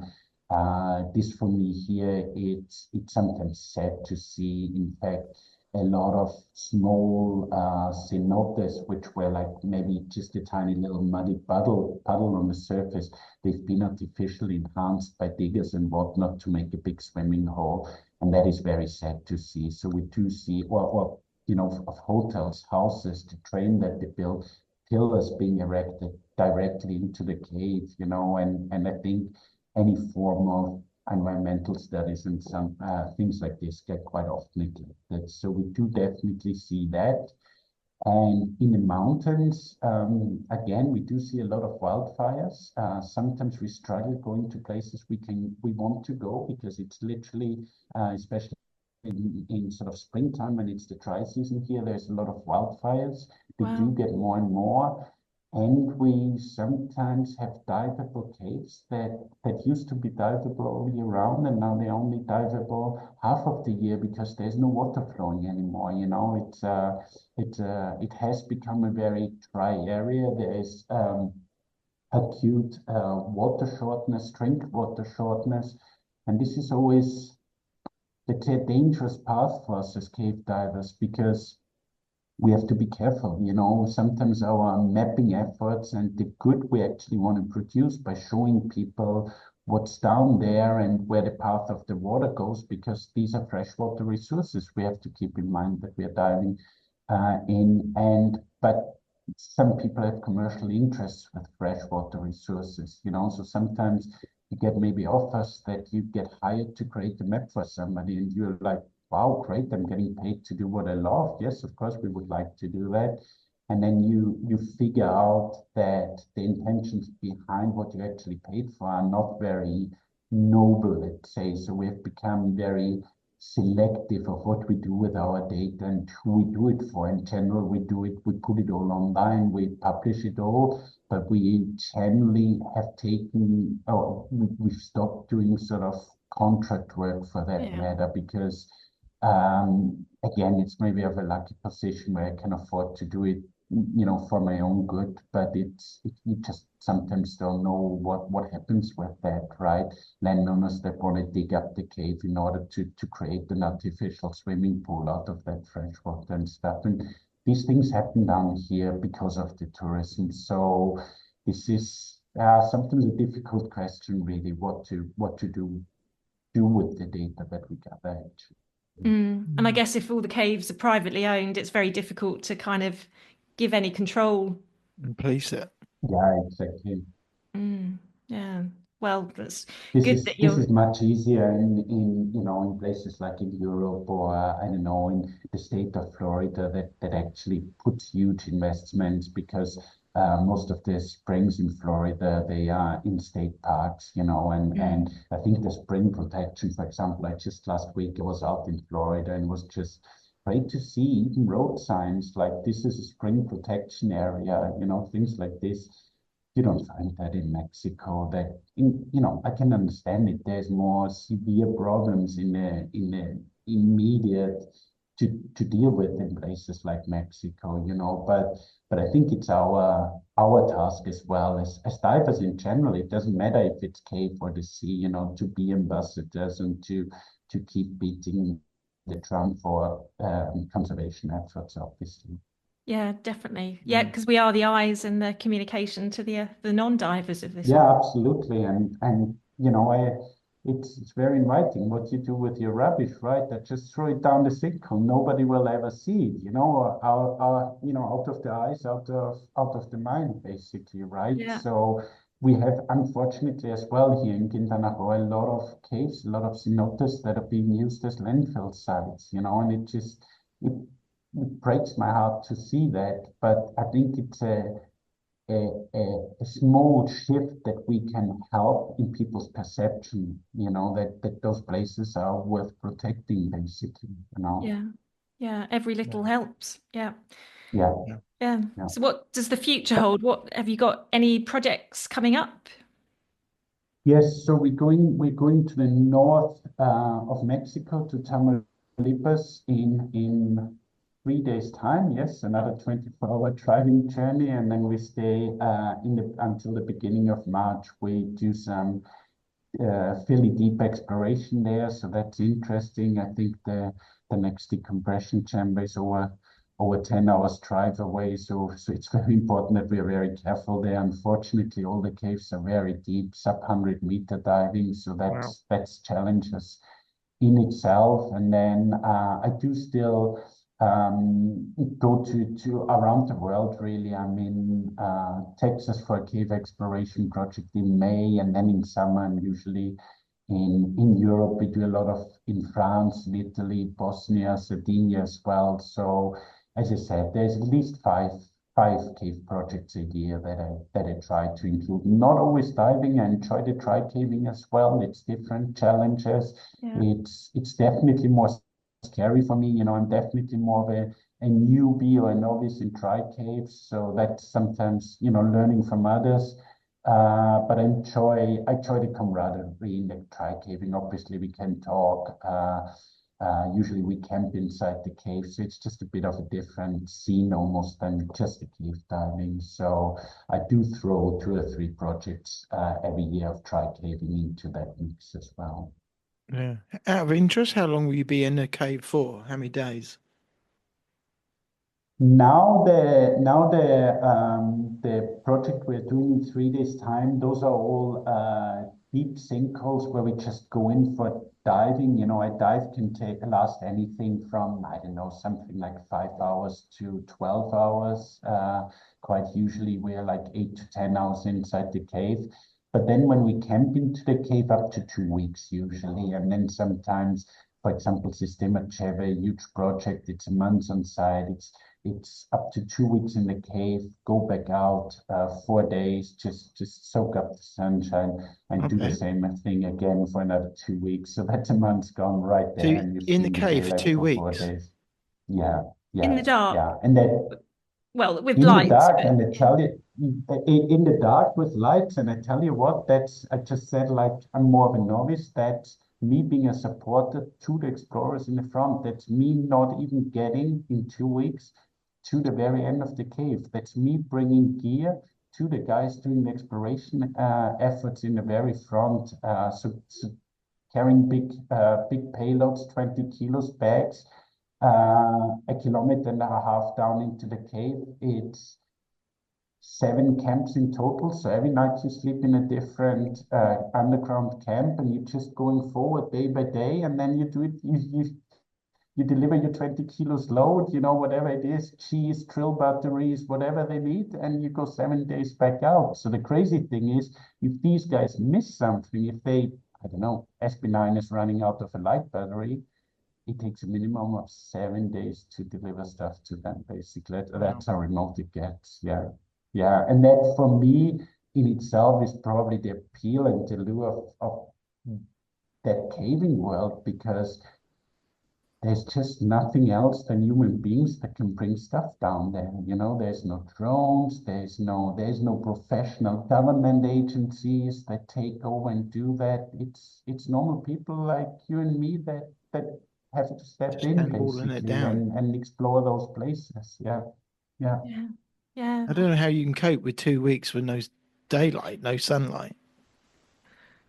Well, I'm afraid sometimes I wonder if I keep coping better down there than in the normal world, basically, getting anxious if I have too many humans, if I stand in the supermarket in a queue or something. And it is strange, you are like, same on the boat, like you have a time where you don't deal with normal things of life, like, I don't know, paying for what you eat. No, you just gotta, if you want to eat, you gotta cook, you gotta make it, right? So sometimes, like when it just comes from underground trip, or I come even from offshore, right? And you stand in a big supermarket and you just look around what you can just readily buy, or things like this. You're like, oh my God, where am I? Bring me back into my cave. It's like another dimension. Yeah. Literally. Yeah. Yeah. But it is strenuous. I mean, any cut, any little scrapes and stuff, you get easily infections. You look bad, that you lose a lot. It's almost you cannot replenish the calories in a day that you burn, basically. Wow. Definitely. I mean, I'm quite a thin guy, but I lost on my last trip, I think I lost almost 10 kilos, basically, which is a lot. But we eat high protein food. We create premixes that we only are freeze-dried food, where we only need to add water. But it's very hard to replenish between 7 and 10,000 calories per day that you actually lose by caving hard, basically. And you almost cannot eat that in a day, because you have a breakfast and you have a dinner at the end of the day, and maybe a Snickers bar in between. But no matter how much sugar or high protein you're trying to eat, everybody loses a lot of weight. So we do look very bad. That we feel good, we feel strong, but eventually, I mean, you wouldn't be able. I don't think you would be able to sustain it for, let's say, months on end. I think there is people, like, for example, in the UK, fell short or something in the same caving area. Actually, he spent several weeks underground with a few days. So same thing, but even longer underground. I think his record was like, I think 28 days or something in one go, basically. But I don't really know of many people who would do that long. Eventually, I think you go pretty cuckoo if you don't see the Do you keep a sunlight check of in what between, time I it is of think. the day? We do, not all groups do. Some people, the Mexicans, for example, very, very accomplished dry cavers, a lot of the Mexican guys. But a lot of the Mexicans, their style is, for example, you wake up whatever time of the day, and if everybody's awake and feels fit, you go and continue and explore, whether that is 2 in the morning, 9 in the evening, whenever.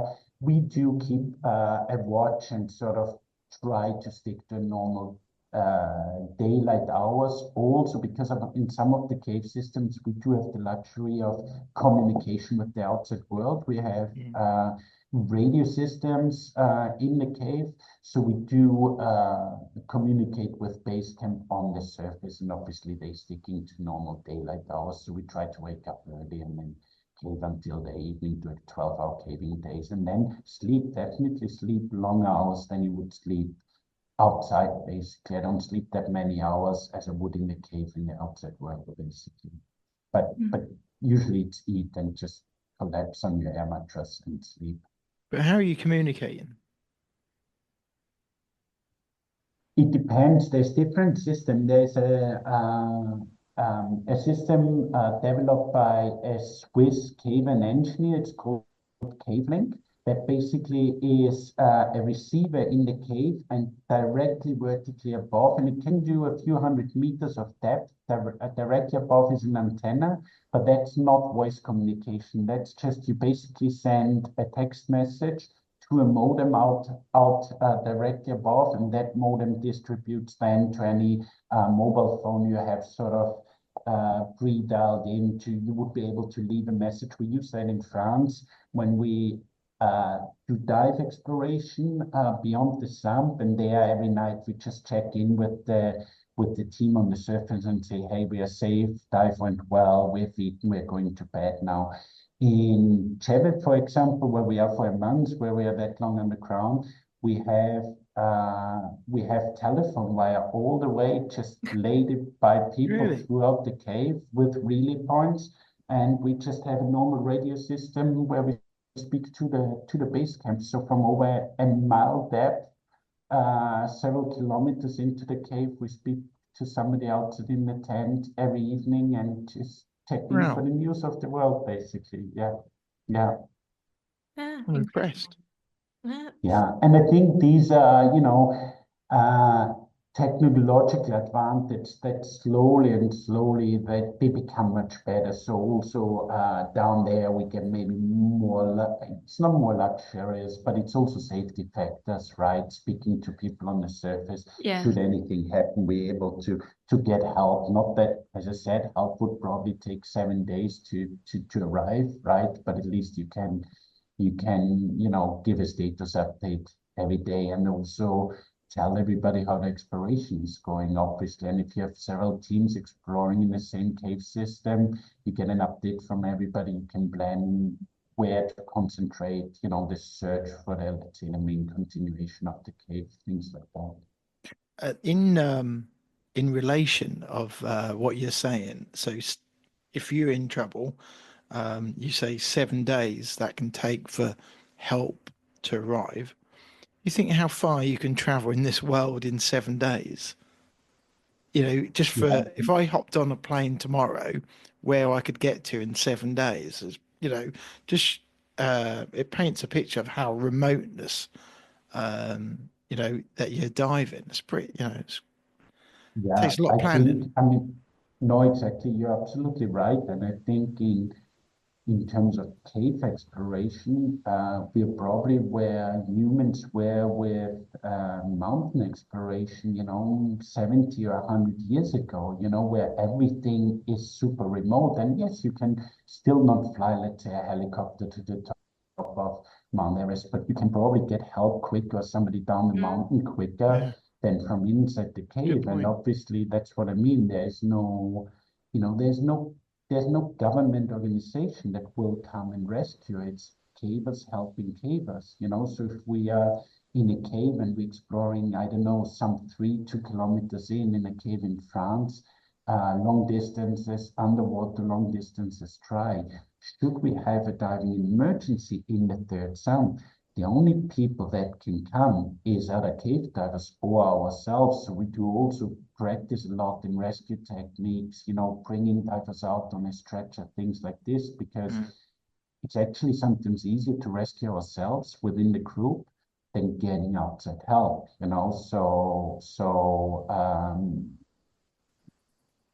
sometimes when things happen, they usually quite, not to us, I mean, in general, when you see, I don't know, somebody stuck in a cave, and people on the media say, who should pay for all of this and stuff. Usually it's cavers helping cavers, people do that voluntarily. There's nobody that's earning big money rescuing another caver, but it's almost always a huge undertaking getting an injured person out of the cave. And really the aim with all of that is to be as safe as possible at all times, because it's, the consequences would be so severe, obviously. And we've seen, with the Thai cave rescue, George in the UK. And it's just, exactly, huge efforts. And again, I mean, I know a lot of these people because in the end of the day, it's a small world, right? And for example, hearing about George's rescue long before the BBC documentary was out there, I've been in this cave several times, also diving. And I mean, when I heard through which entrance they came, where they had to go out, then you can, you immediately feel with the people. You just know what huge undertaking that is, and it's just, or the Thai rescue, where even the guys doing the rescue, they can almost not believe that idea that they have is really what they have to go with, because there is no playbook, basically, you have to really establish the rules, and you have to think up a scenario of how to best contact the rescue. And sometimes the rescuer themselves are like, we can't actually believe that worked, or that was the solution we came up with and it worked. It is really incredible. So But that in itself, I mean, that creates, I think, for me, that special community, that special world where people are there for each other, and I see this very, very strongly in the tri-cave world. I wish I would sometimes see a little bit more in the normal cave diving world, you know. So yeah. Yeah. No, that's good to Yeah. hear. So yeah, it's all about the community. Yeah. Yeah. Absolutely. So we ask our guests several set questions. So the first one for you is, what gets you out of your comfort zone? That's a good question. In normal life, in the cave, like in terms of danger, Both? or Yeah, yeah. I think I'm a very impatient person in a way, you know. I think I appear very patient to other people, but I think, again, waiting in a line at the supermarket in a queue, that definitely gets me out of my comfort zone. In terms of character in people, I think what gets me a little bit out of my comfort zone is maybe time wasters, you know, people that tell us, I would love to be involved, what you guys are doing, that's so amazing, da da da. And we do invite them and they don't show up, right? No There's way. plenty of those situations. Yeah, definitely. I mean, I always stress to people, you know, there's nothing special that we are doing. We just happen to enjoy doing it. And it's completely okay if somebody says that's not for me. The majority of people would say it's not for me. But the ones that beg to be invited and get invited and then don't show up, that upsets me a little bit because it's sort of playing on the good effort of others. Um, what makes me nervous is probably hanging on a piece of rope uh, sometimes. So that's So probably Really? second. abseiling like down into a Yes, cave. yes. Yeah. I wasn't I expecting started that. rush. No, it's funny and it's probably a little dark secret of mine. I think I'm afraid of altitude or exposure. Rather, I absolutely don't mind small places. I mean, I think no caver does mind small places. But when I was in university in the UK, I started rock climbing and I was like, oh wow, rock climbing, coolest thing on earth. I'm becoming a rock climber. That's my thing. Of course, that was in the climbing gym, right? Then I had friends, they were climbers, they took me outside and I was like, oh my God. And to this day, if I upsail in a cave, I just put my light on the smallest beam. Ideally, I upsail in darkness because then it doesn't matter if it's 2 meter to 100 meters deep, right?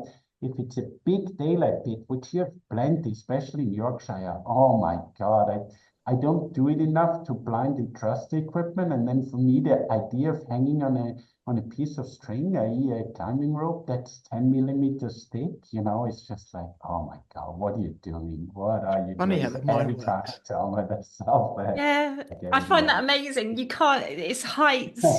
You can't cope, or they're difficult to cope with, but then small spaces you're fine with, small dark spaces. Yeah, absolutely. I mean, it sounds cliche, but I cannot think. I mean, of course, everybody can panic, and I'm very lucky that I never had anything serious happening underwater. But in general, I think like we all are, you know, like you know, the old saying, you leave your worries on the surface when you go diving. The same is for me for cave diving, you know, even when what could be afterwards a scary situation, you do focus quite a lot underwater and you remain quite calm. I didn't, of course, you know, in a 20-year cave diving career, there are stories when things didn't go to plan, but they are at the time a lot less upsetting than if you talk about it afterwards, you know. So we do stay very focused. You know, for example, people say when you explore a brand new cave, it's the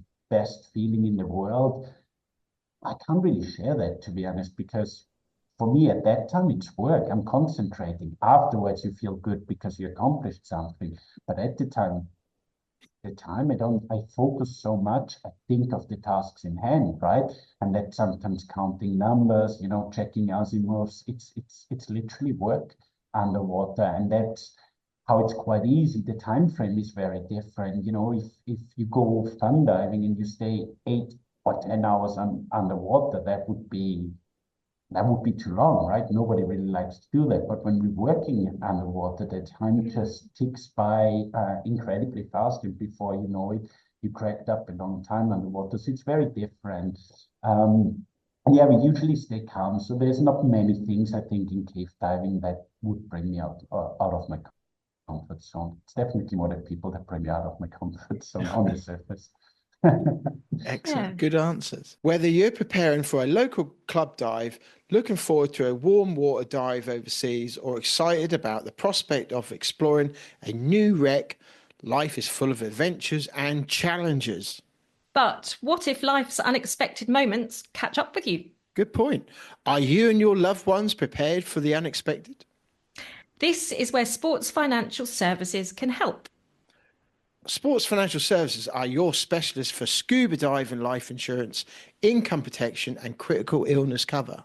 With cover from them, you can protect your family's future whilst pursuing your passion for diving with financial peace of mind. Their tailored plans can help ensure you and your loved ones are financially protected should an accident happen. Their flexible policies can adapt to your unique lifestyle so you can focus on the things you love most. So speak to one of their scuba diving specialists today and join with other individual and club divers who trust Sports Financial Services with their life insurance, income protection, and critical illness cover needs. Visit them at www.sports-fs.co.uk or call 0345 565 0935 to find the perfect plan for you, your scuba diving activities, and your family. Even if you have an existing policy in place, they will be happy to provide a free review to show how their cover compares. Sports Financial Services, providing financial peace of mind, one diving adventure at a time. Woo. So what 3 people would you take with you into a cave or for a dive?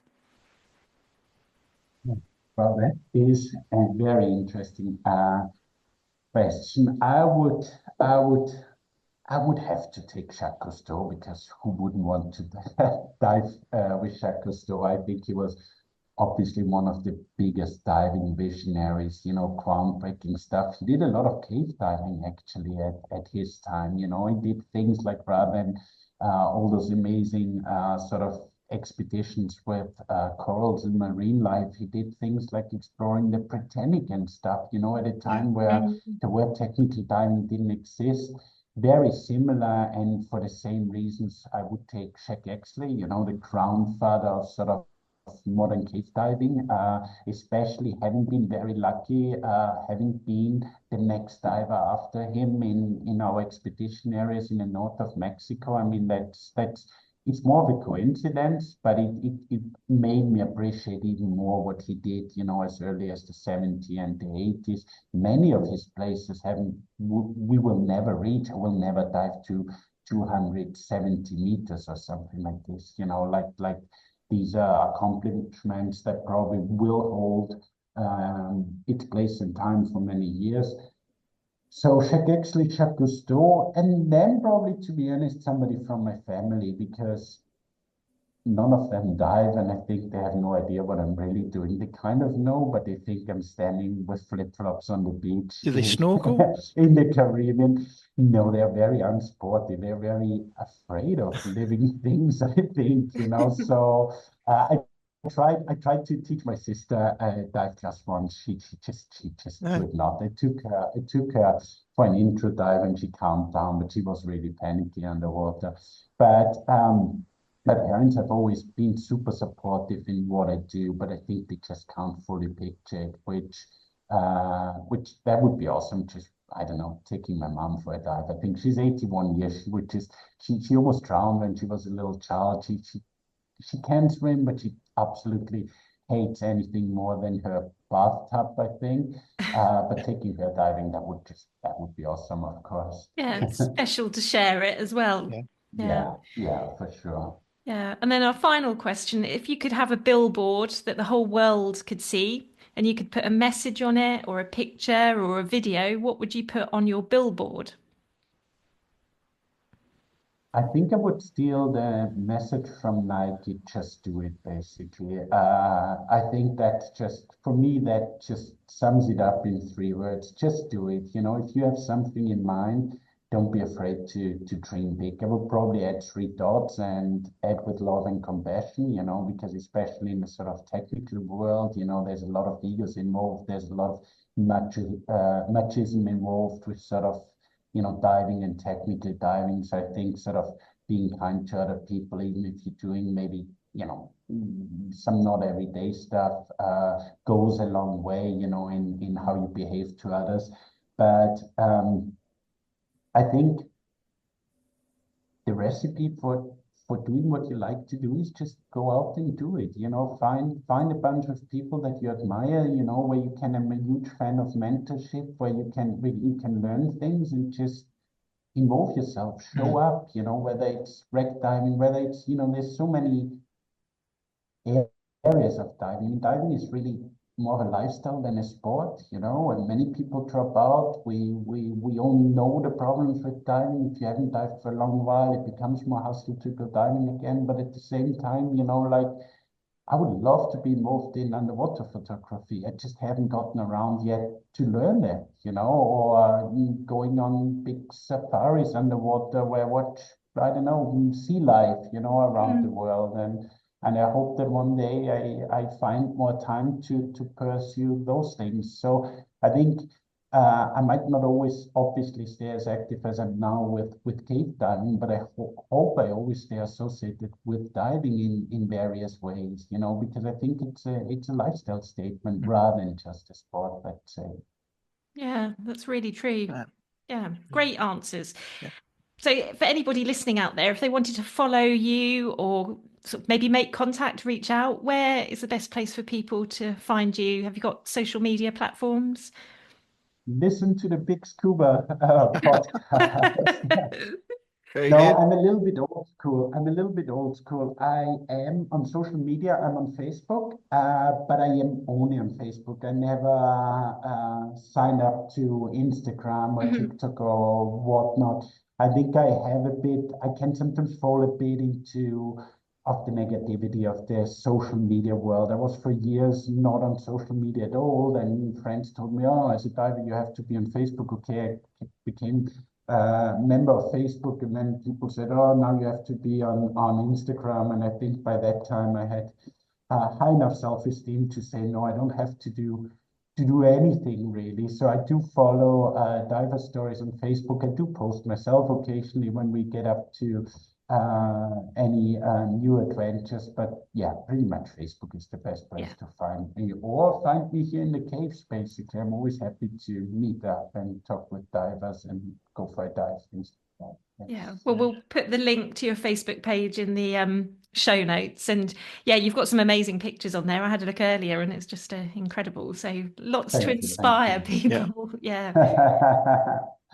Yeah, so that's been... What about you guys? What about you guys? Where are you based in the UK, actually? So we're in the east coast of England. I'm right on the coast, and Ian's a little bit more inland. So we're it's kind of quite rural where we are. We don't have any caves where we are, I don't think, do we? No. And the coastline is a little bit we have a short window on our coast of diving, really. Just down to And visibility. for inland dive sites, where you usually go diving? Stony Cove is our Stony Cove. go-to, Yeah. and then we've been to other sites, haven't we? Yeah, Raisbury, Cape and Ray. Yeah. Nice. So yeah. Gildy. It yeah. No, it's nice. I was always lobster based, basically. I didn't like you had to, I don't know if it's still the case, but you had to get up again. You had to start queuing at like 5 in the morning or something to get the bottom car park at Stony Cove. That was always one too many. You were a little bit too early for me, basically. But I've been to, I think, all of the inland dive sites in the UK in my time in the UK. Quite often, unfortunately, it's the only option, right? The weather not always being as nice as it is. But I mean, I remember some of the diving down in Plymouth, especially in summer, like or pre-summer, you know, late spring when you have long days. be almost tropical down there. The amount of Yeah. fish life around the wrecks. I mean, to this day, I think it's some of the coolest diving I've done. It's it's just something about, being on a wreck, coming back to Plymouth Sound, in the early evening, maybe going for a pint in the pub after a good diving day. That's really what it's all about. That's Yeah. the Well, thing. they're Yeah. diving all year round there, because because of their visibility. That Yeah. they get such good visibility all year round, and Mhm. where ours is it's just churned up on our east Mhm. coast. Mhm. Yeah. Yeah. We've No, been to exactly. we've been to Lundy as well Yeah. in Farne Farms. Islands. Nice. Yeah. So yeah, it's good. There's a lot to Locks. offer. Yeah, Lock Yeah. in Scotland. Yeah. Nice. I always go through very big lengths in pointing out that I hate cold water, but it's actually absolutely not true. I do love cold water diving. You just make a big fuss about it. But I think some of the probably most interesting dives I've done are around the UK or up in Norway. It's just fantastic. The marine life, especially when it comes to the sea, Yeah. is fantastic. And then sometimes in winter when it's calm, you can have the best visibility anyway, algae blooms and stuff. So yeah, I do have very fond memories of Yeah. that time, basically. Yeah. Yeah, that's good. Lots of variety in diving, and yeah, Yeah, you've for sure. spoken about it in this podcast. It's Yeah. great. Cool. Yeah, well, that's been a really good conversation, and yeah, I hope you've enjoyed it, and it's been really entertaining. Yeah. Absolutely. Brilliant. Thank you very much. Yes, I had a good time and all the best for you guys. I keep listening in No, thanks and for coming hopefully on. we talk soon again. Yeah, thank you. Bye-bye. Bye. Right, so that was a brilliant podcast, I thought, wasn't it? That Something a was. little bit different, very passionate about caves and dry caving and I'm diving. kind of stuck. So two things. One, nervous about dangling on a rope. And two, and if anyone's listened to this, if his mates, his caving mates listen to this, they'll be going, "You're right up there on that rope," So he's opened a can of worms for that one. But 2 weeks, that's I know, 2 I can't imagine. underground. 2 weeks in not seeing the sky, Yeah. not Well, seeing, it takes some doing, actually. mentally strong, yeah. So here we go, right? Do it for the BiG Scuba podcast, right? So we normally do a recording in 2 weeks. So you've got to put yourself in a cupboard. Mm. Don't come out for 2 weeks, right? Until it's time for the next recording or when we do. Yeah, you go, Imagine "You in that. there?" Yeah. No, it's difficult to imagine. And Yeah. in that kind of environment, it's not going to be bright and airy. It's going to No, be damp, cold. Maybe a bit muddy, smelly. dirty. Yeah. So, but they do it for the love of exploration. Yes. Yeah, that is some.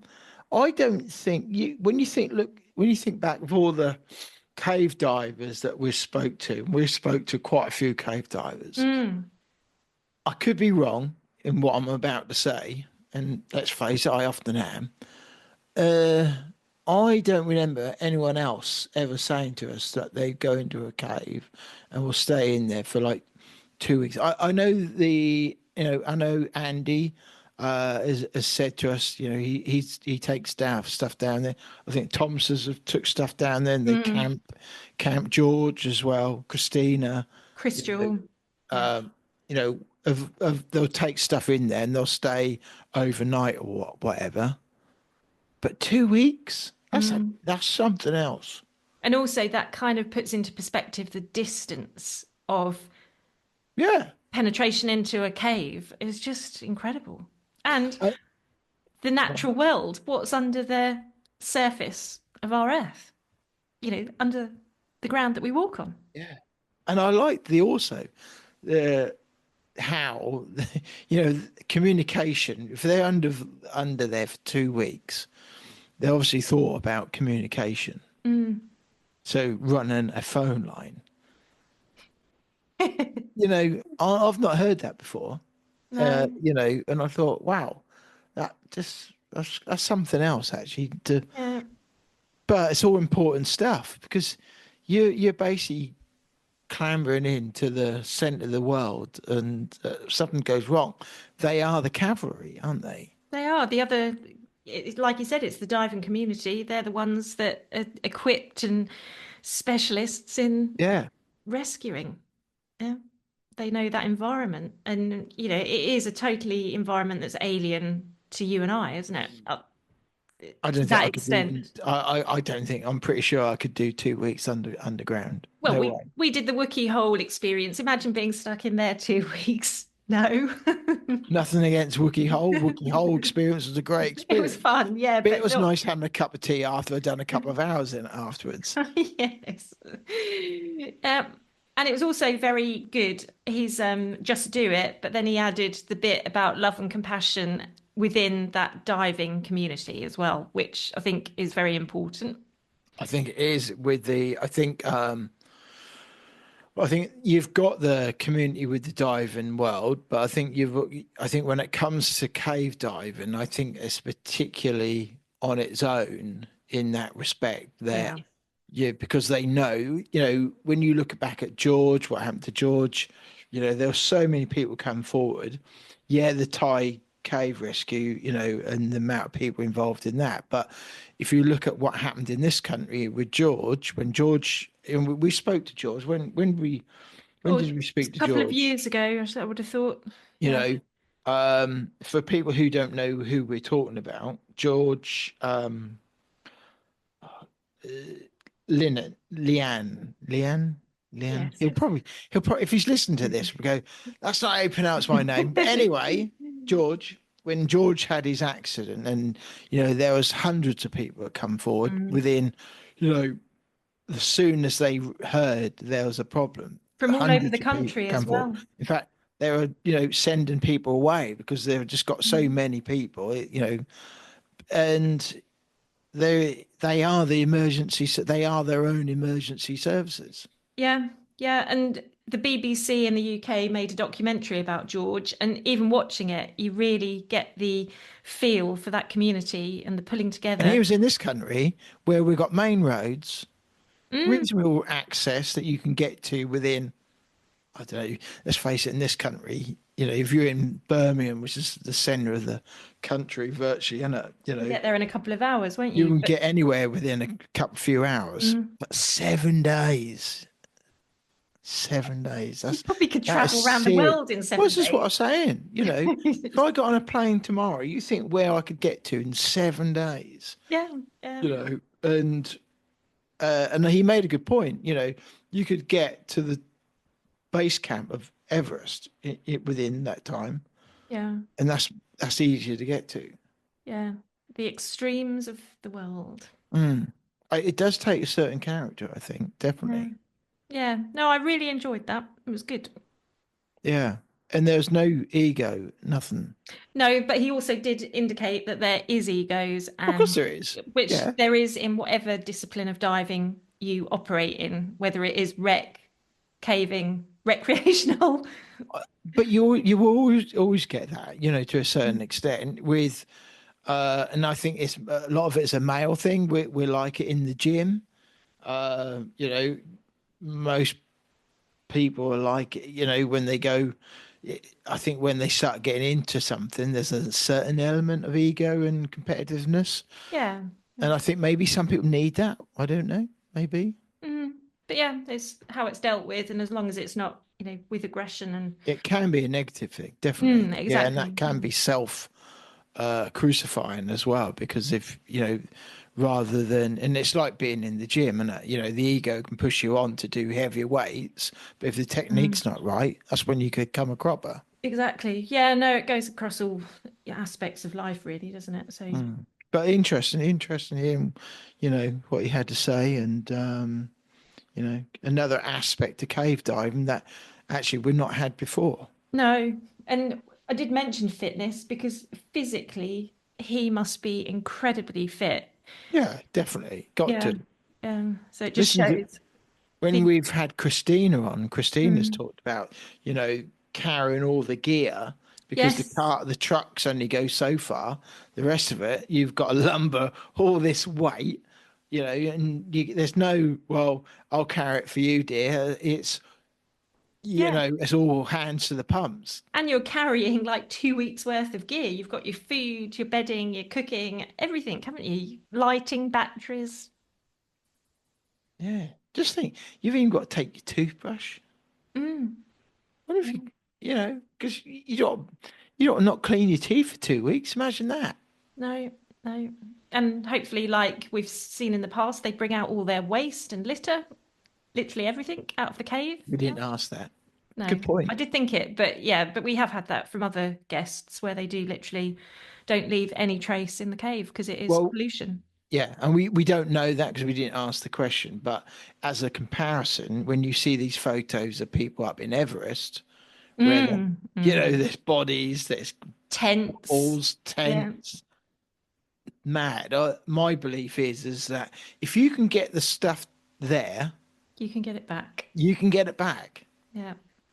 If you can get it there, you can get it back. There's no reason why you can't. No. You know, I challenge anyone to come up with a good reason why, if you can climb Everest and you can take all them tanks, all that gear, and you go there for a specific reason, because of it's the challenge and you know the splendor of it all.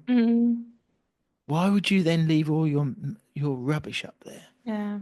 It makes no sense. No, it's just a mentality, isn't it? But out extreme part of the world, but it's somewhere that is particularly busy now, isn't it? Somewhere like Everest. Yeah. And then you think about like what Richard Garrett said about the deepest part of the world. The ROV cables, yeah. That must go on. But there we go. So we want to say thank you very much for Osama to come on and share his story, his journey, and his CV. It's pretty impressive. Yeah, follow him on Facebook, and if you've got any questions, drop them our way or contact him directly. And just let us know your thoughts on the podcast. Absolutely. And he has made some entries to some magazines as publications as well.